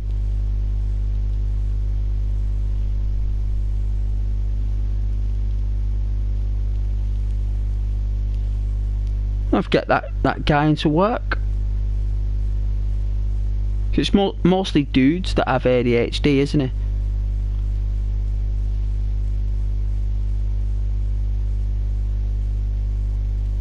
It is mainly males. And that is the answer, Freya. People on ADHD are males. 95% of that benefit book is 95% males, and 95% of 300,000 people, 275,000 men, thrown into work, Freya? Huh? Think about that for a minute. Over 300,000 men thrown into work. That's how they're looking at it.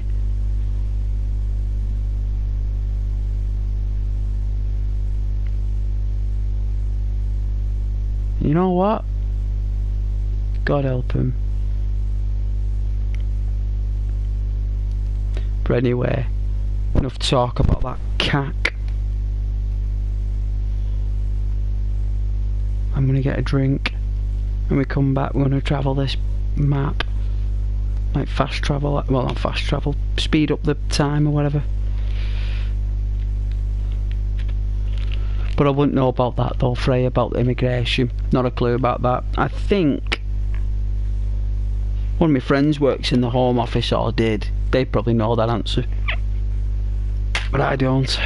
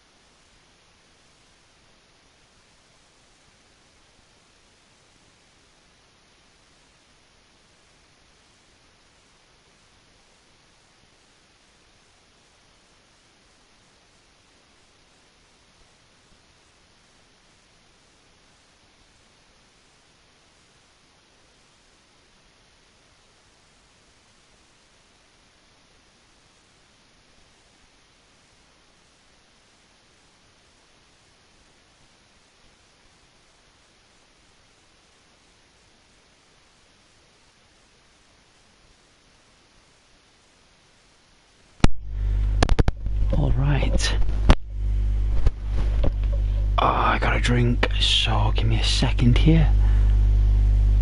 Wow, 11 o'clock. Great, great. That's all we need.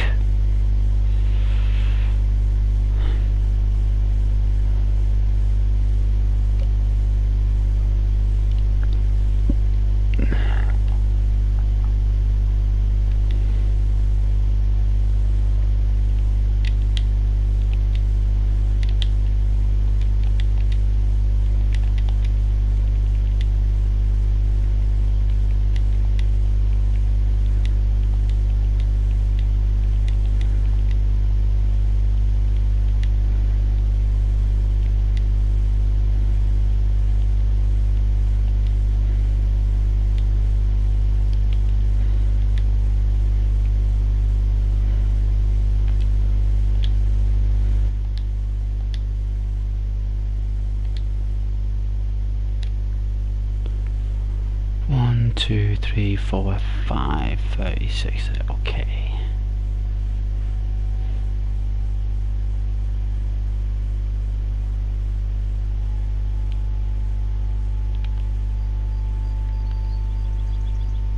Ooh, that's nice. Look at that.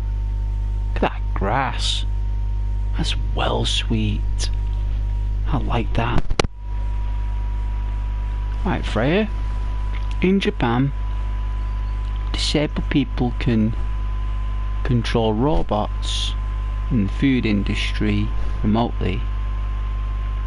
It's their decision though. Gives them that same purpose. The UK would do good. Oh, is that what you think? You want to go with the AI route? You feel that basically if we had like Detroit become human in the streets, it would do better. Like give people like, they'll take them out for rides in the car, or take them out in the wheelchair all day and know when it's too, yeah, like do more for them. Never ending energy. Maybe, but Japan's a different culture.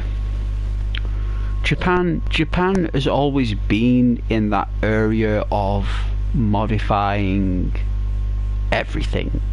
You know, they love modifying everything. They love improving everything from what it was. You know, that's what they're good at in Japan.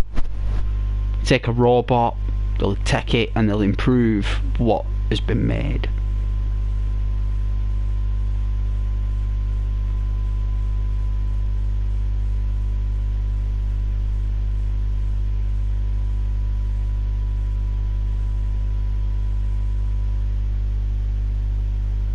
Samurais making robots, who'd have thought? Was it called the Shogun? They called the Shogun or something. Class. Love Japan, me. I'd love go Japan, me. Go to the restaurants there and eat all the fish all day.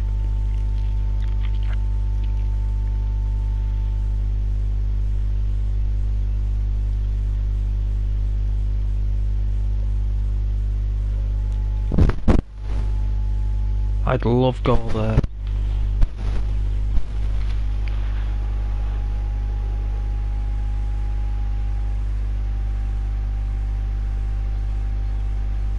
Hey Luke. Oh yeah, thank you Luke. I'm glad you've noticed my creation. Thank you. Hope you're enjoying it, Luke. Having a good night. I've installed many mods for the PlayStation to make it as graphically gratifying. I have.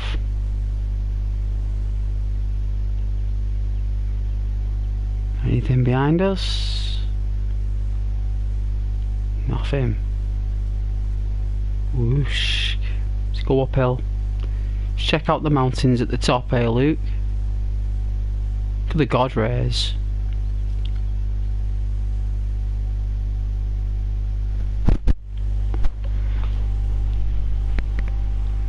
Luke, looks like concept art. It does look sweet. Oh yeah, it's night in the UK. It is. It is night time. Of course it is. If it was in the daytime, I'd be at work, Luke. I would be at work, my man.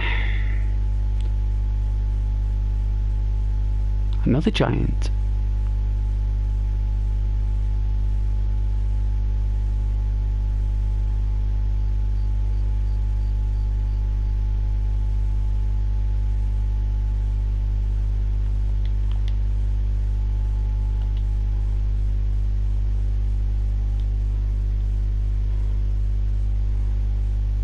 This way, I believe, Luke.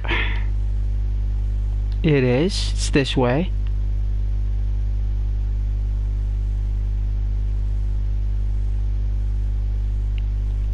If you guys prefer first person, please tell me.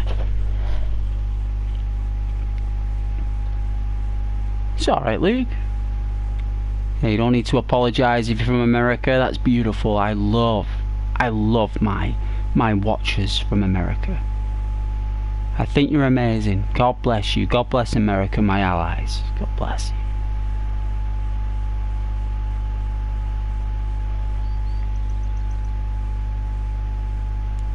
you. Work never changes, that's right.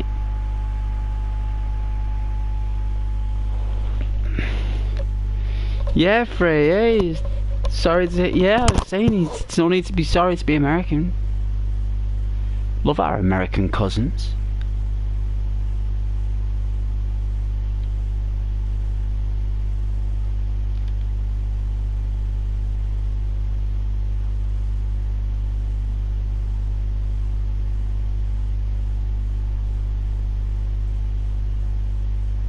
Ooh, look at the mist. Ooh, look at the... I've never known a misty autumn morning. Never.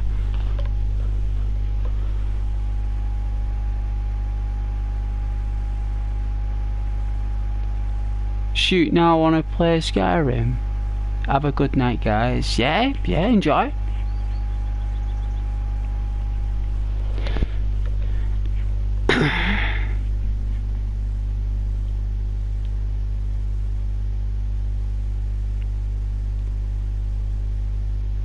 Phone can stay there.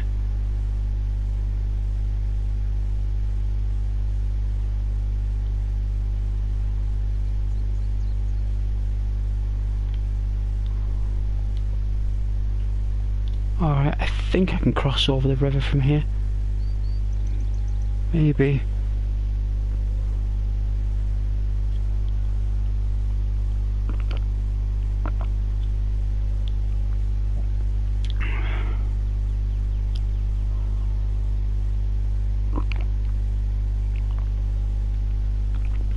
Oh, it tastes good.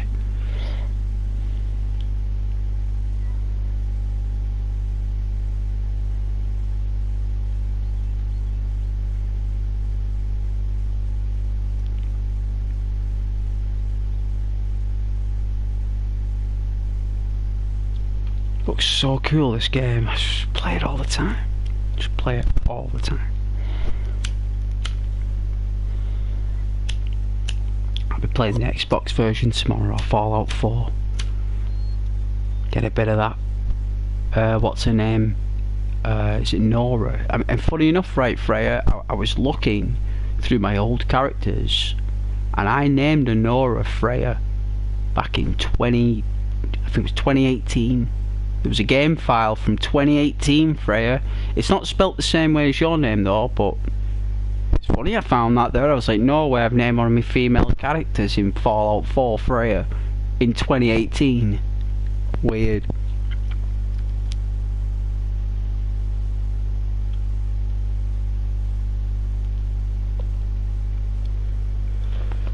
I think I played God of War, and the goddess Freya's in there. It's beautiful, actually. The actress who plays her is so dreamy.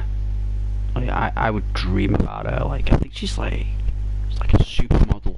It's like a supermodel.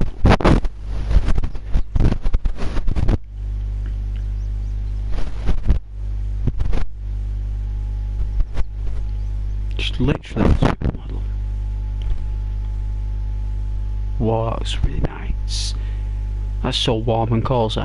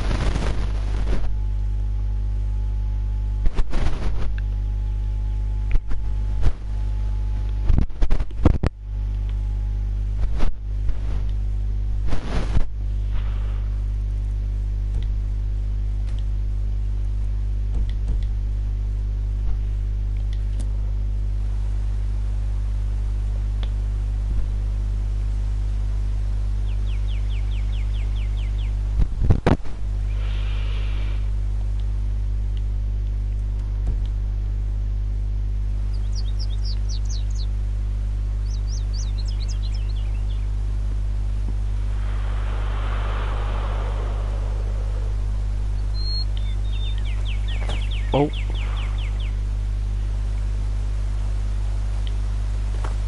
Oh my, look at that water. Ooh, look at that water. Ooh.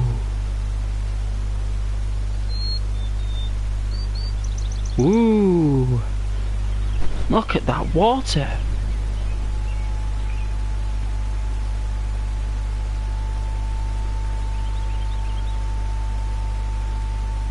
Did you? Well, that's because you gotta, you know, what do they call it? It's a sense of humour. It's I think they call it, is it like toiletry?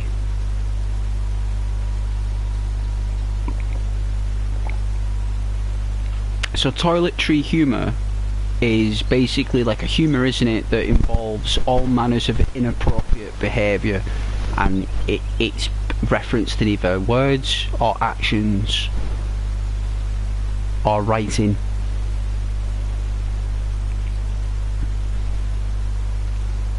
And if you're naming things rude things, it's like, oh, what is it now? You know, like,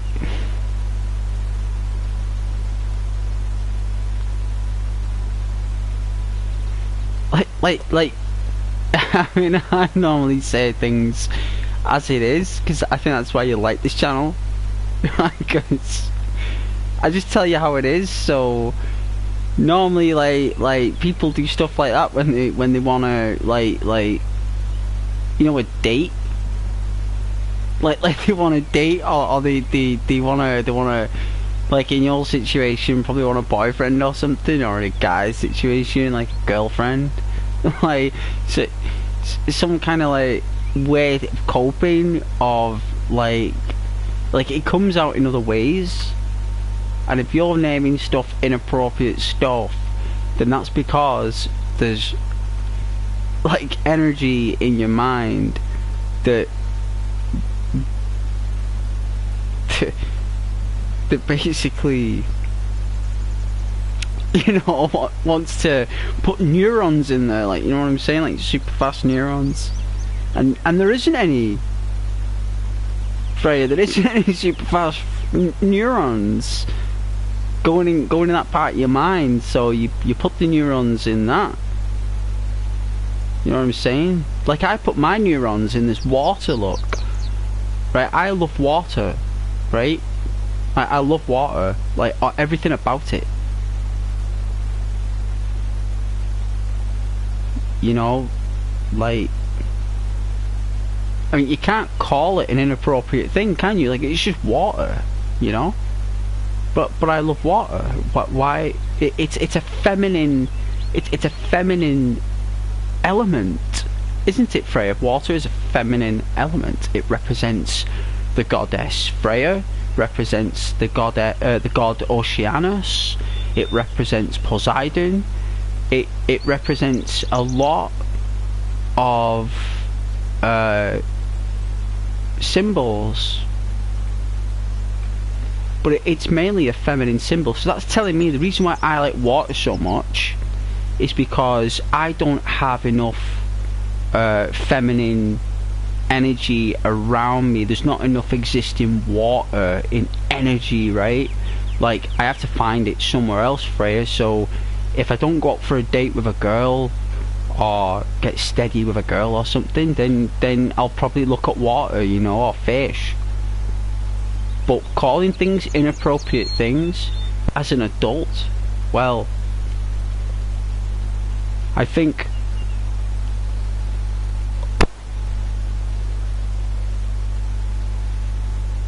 it's called dirty-minded. It's called dirty-minded, okay? I'm gonna say it to you. It's called dirty-minded, woman.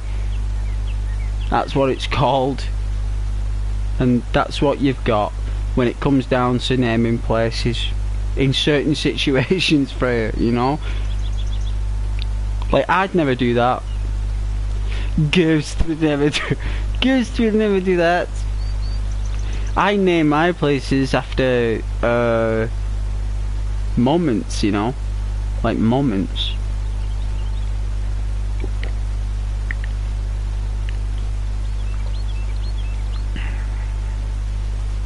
But you know, each to their own, Freya. You still name your dirty named places named after inappropriate assets. You do that, lass, and you enjoy it, and don't let no one stop you with your hungry mind for naming places weird names.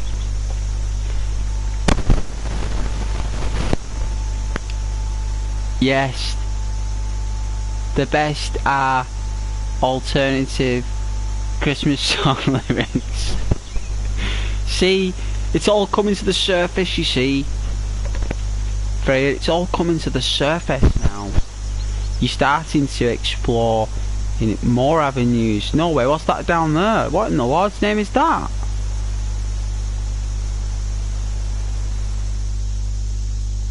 Let's get on my magnifying glass. Let's get out the binoculars. Oh, it's a broken... Oh, a tree fell on it.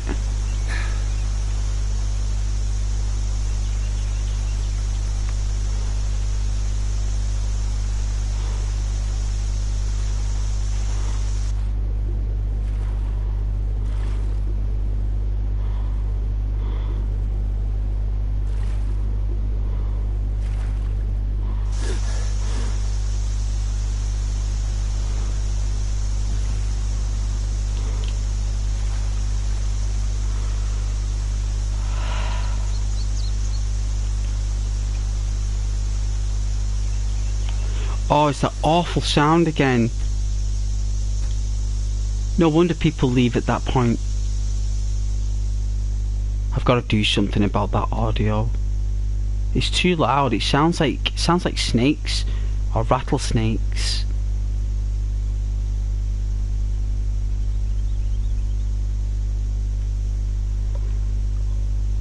I'm pretty tired though. I'm working this weekend as well.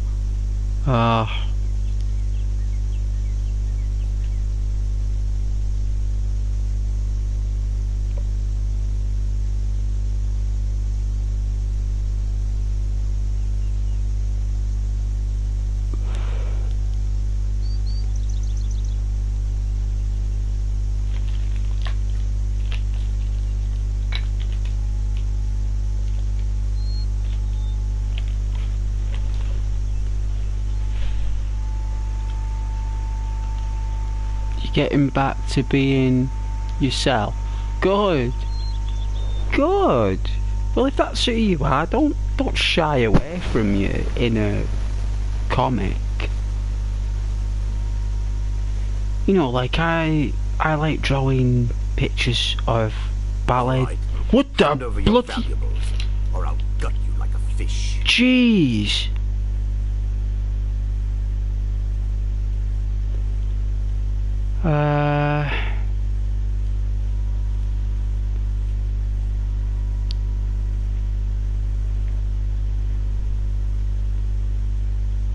Nice try, but you don't scare me. Nope. Wow. Alright, what was I saying? before this guy just come out of nowhere, this burglar.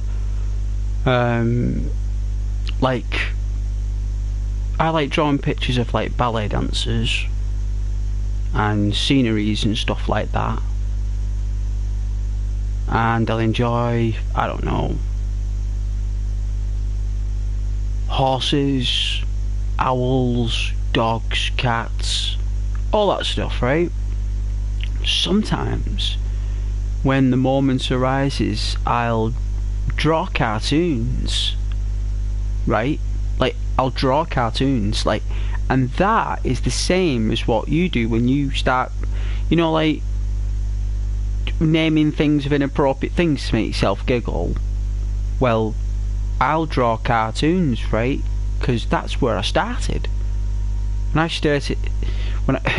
I started how to learn how to draw, many ions ago, you know, it was cartoons. Eyes, nose, mouth, head, neck, and it went from there, right?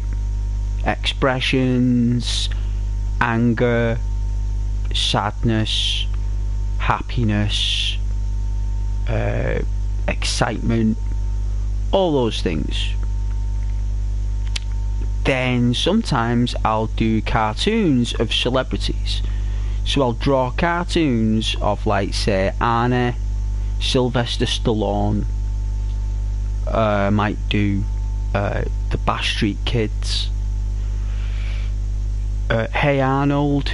So I'll do Hey Arnold.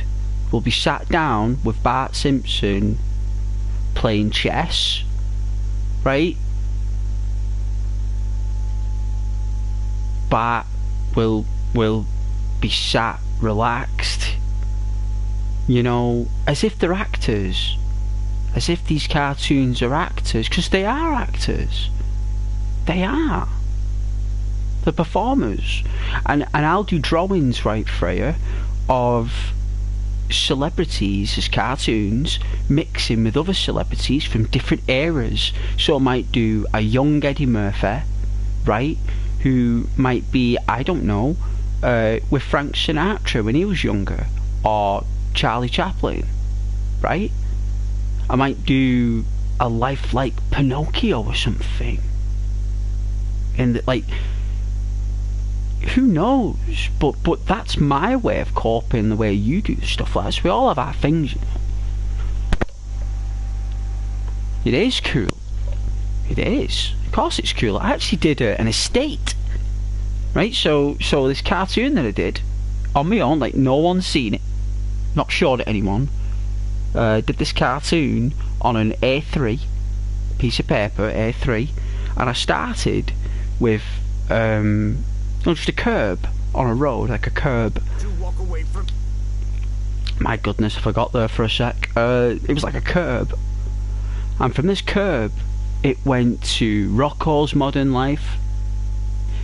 It went to Cow and Chicken, Johnny Bravo, the Jetsons, the Flintstones. Like I did Wilma and Fred dressed in a tuxedo and gown with Barney and Betty, and I did, like, Barney and Fred were dressed really cool and looked really awesome. Like, I did it with coloured pencils. Like, it's done in coloured pencils. It's a really nice drawing, you know. Like I did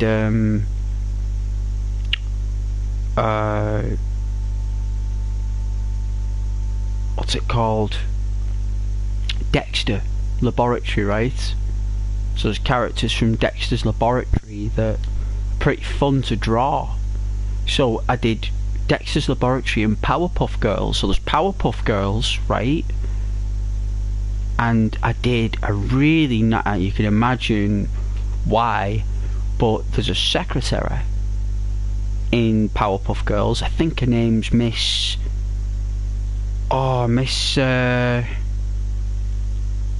she's got red hair. She's got red hair, right? Believe me, I spent a little bit extra time on Miss Bellum. Is her name? I think Miss Bellum, right? It's Miss Bellum. and I did it. I've done it in a red secretary dress, with red hair, wearing sunglasses. She can't see her face properly, but she looks amazing. She looks amazing. It's breathtaking.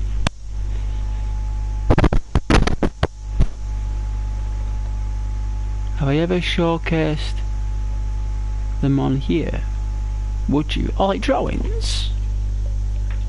I mean, it takes a long time though to draw them drawings. Like, I don't do it in one sitting. I come back to those drawings through the weeks, Freya. So I might do an hour or two on a Saturday, put it away, come back next week, do another hour. I don't have enough neurons or time to produce the paints or the drawings. My mind has only got so much energy that I can, unless you can give me some energy, Freya, unless you've got some magic energy there. You know, if you know, because I'm tired and you can provide me some energy, then by all means I'll do all the drawings you want me to. But if you're unable to provide the magic energy, maybe one day, but I'd need the microphone and the camera.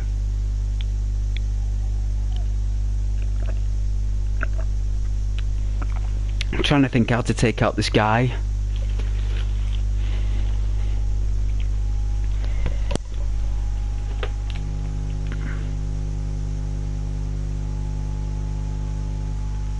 Like putting together a slideshow of my work. Oh yeah, like a slideshow. It's a bit, it's not like Ghost to do that, but I can see where you're coming from. It's not really appreciated though when it's like that. It's only when it's done in the moment. Like, the only way YouTube will appreciate my work is when I create it on the channel for you. So difference if I put a piece of paper down on camera and I started talking on camera saying, okay, so let's go wild, guys. Let's just not plan it. Let's just draw. Let's just draw, right? And next thing you start drawing, and it's whatever, right? And if it's created on YouTube and it's fun and it makes sense and it ticks boxes, then that a slideshow will be on Facebook or Instagram.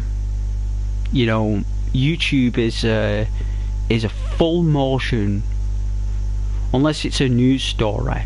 Photographs are acceptable if it's a news story, or like updates and stuff. You know, like rumours and all that stuff. That's cool, right? But when it comes down to creative content, Freya, a slideshow will only give a, like, oh, that looks alright, cool, you know, great work, keep up the folio. You know, who wants, you know, you want to hear stuff like, great video, I am gonna learn how to do this myself, thanks for teaching me or showing me how to draw a tree. I'm gonna start drawing trees like that now, Ghost. I used to draw trees like this, but since watching you draw that tree, I'm gonna draw a tree like that. That's different, right? Because what they're saying is that they are now gonna change something that they've been doing for a while because of me. Because I showed them what to do on camera. That is different. That is content. And to do that, Freya's gonna, it takes a lot of work. It's harder than it looks, that. And an artist is weird. An artist is very weird, because I'll be very interested in drawing and I'll not be interested at all in drawing. You know, artists go through the modes, you know. But it's a good idea. If I have a Discord in the future, I will definitely put up galleries of artwork. Definitely. But you'd have to see it in the actual life, Freya, to appreciate it. Like, If you know where I'm coming from, like different if someone showed you a drawing in front of you on a piece of paper. You'd be like, whoa, look at that. You'd sit there, you'd look at it under the light, look at all the intricate details with your own eyes, like that. It's different. I know you can zoom in with the phones and stuff, but I don't know. I'm just fussy. Fussy and difficult. Disagreeable.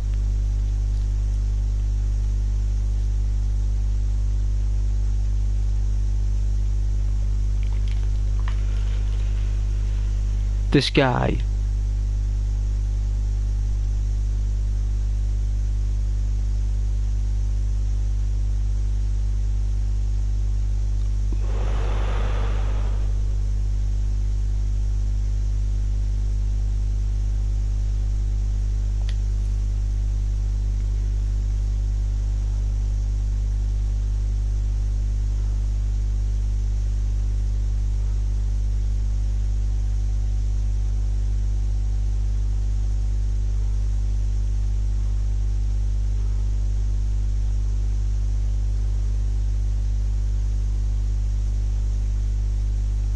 got no armour, just fur boots.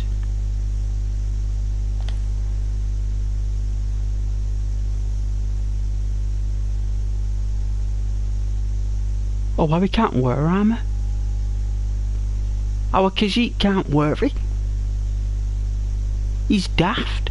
He has no idea. He only knows how to make armour. He just doesn't know how to wear it. So he can make it like a master, he just doesn't know how to wear it. Someone else can worry about that, right? You have a master of wearer of armour, right? He's just a master of making it. There's a difference.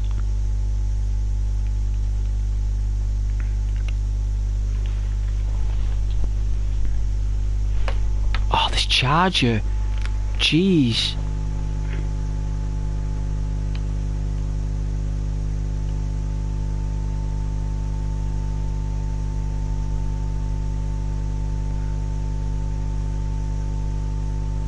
Gloves. Now I'm going to come at him now with the blade.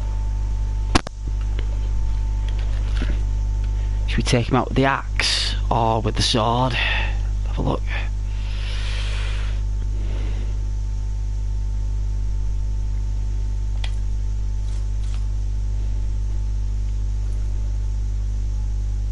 All right.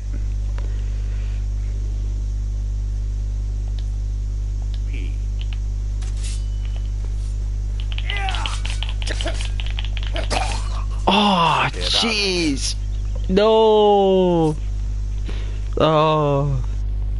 Well, we didn't get anything anyway, so it doesn't matter.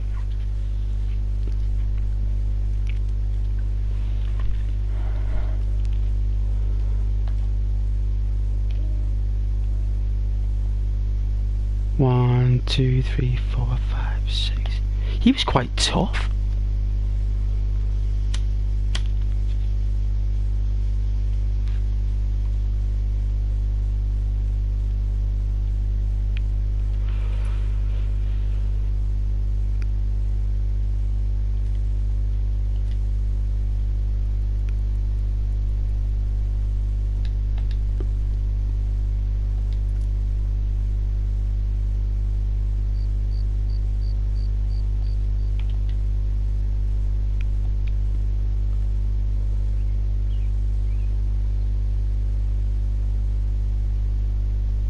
He did catch me off guard though, right? I was doing 20% damage as well. Thank goodness I saved it like 12 minutes ago. Right? Wow, if I didn't save that, I'd have gone back like... I'd have been like nearly 2 hours. I don't know what I would have lost. I think I upgraded some skills. Here we are, here's the glade. This is where Luke said hello. And then he wanted to play Skyrim after seeing this. See, and that's what Ghost does. He inspires people to play the game. That's what I do. That's what a lot of people tell me on PlayStation, you know.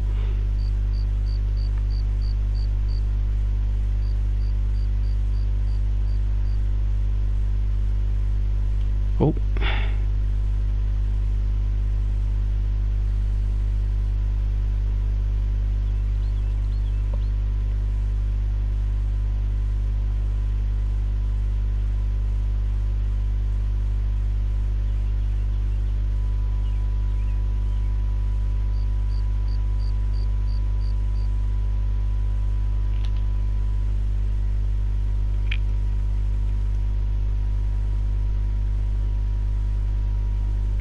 I'm a bit more further down than I was before.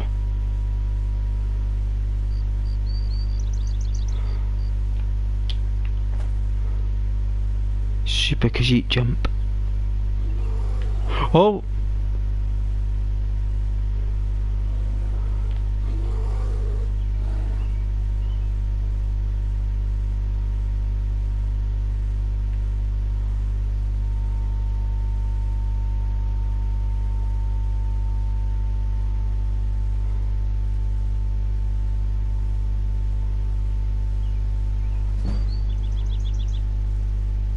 Ooh, sneak skill increased. Nice. Wicked right. Wicked.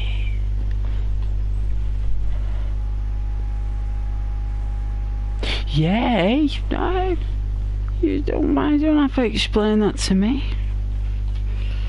You you do whatever you want. Good night and God bless.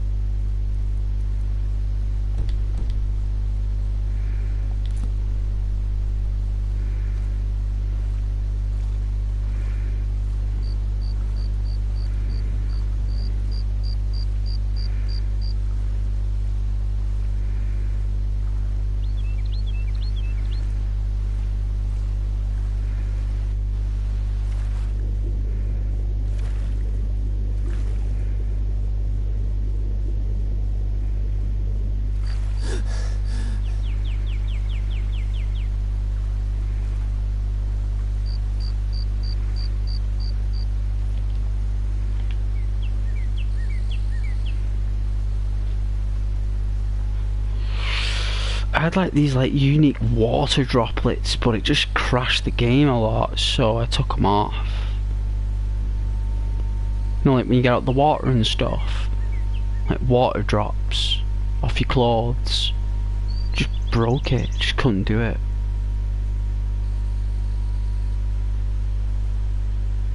Wow. Oh, I'm going north there. It's actually here. Wow. It's up here. Weird. See how I'm drawn to like certain things?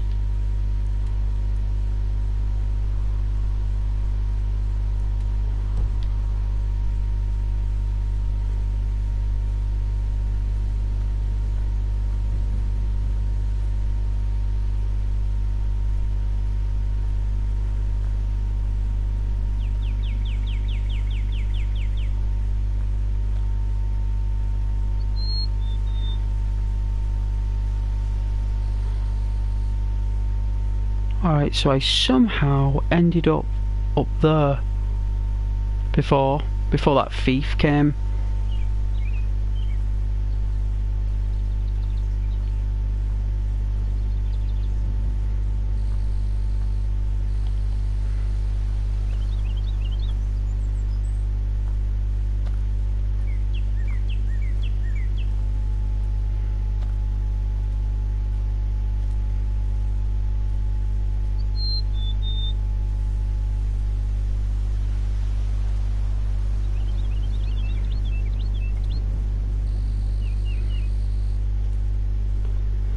think this is how I did it. Oh, it is.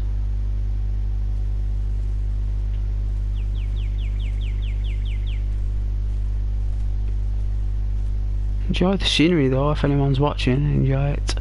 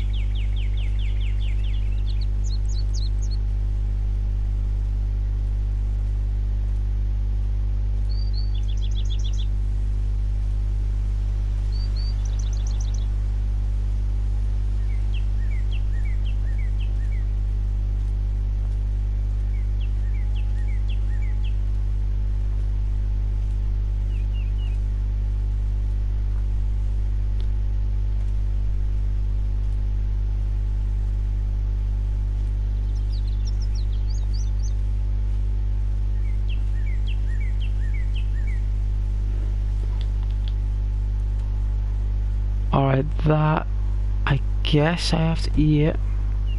I mean, before I ended up going through. Where did I go before then? Which route did I go? I went down here, that's why I went there.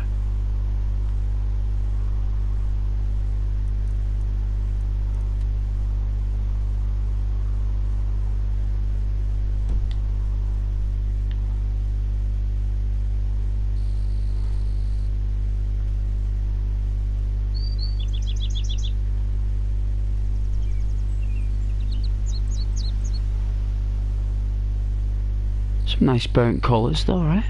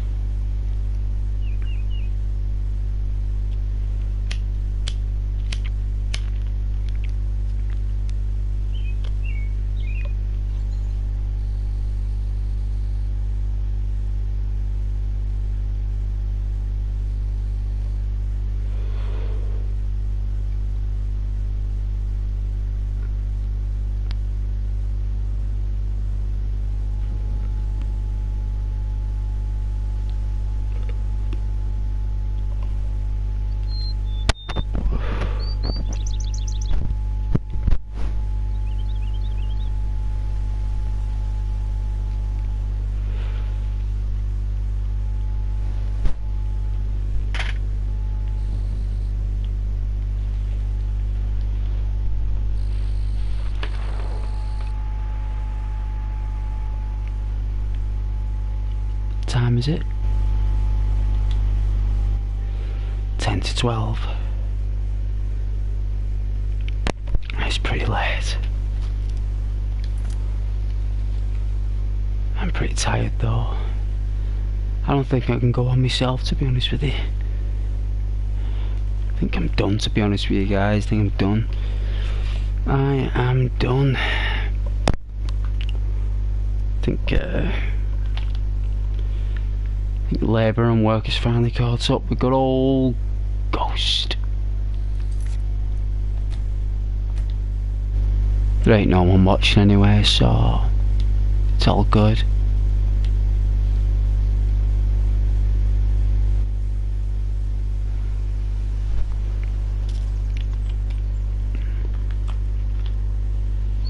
It's been a pleasure though. I think I'm gonna watch some YouTube for a bit and then go to sleep, so normally I'd stay up streaming till about 1 o'clock, half 1, but I think I'm too tired.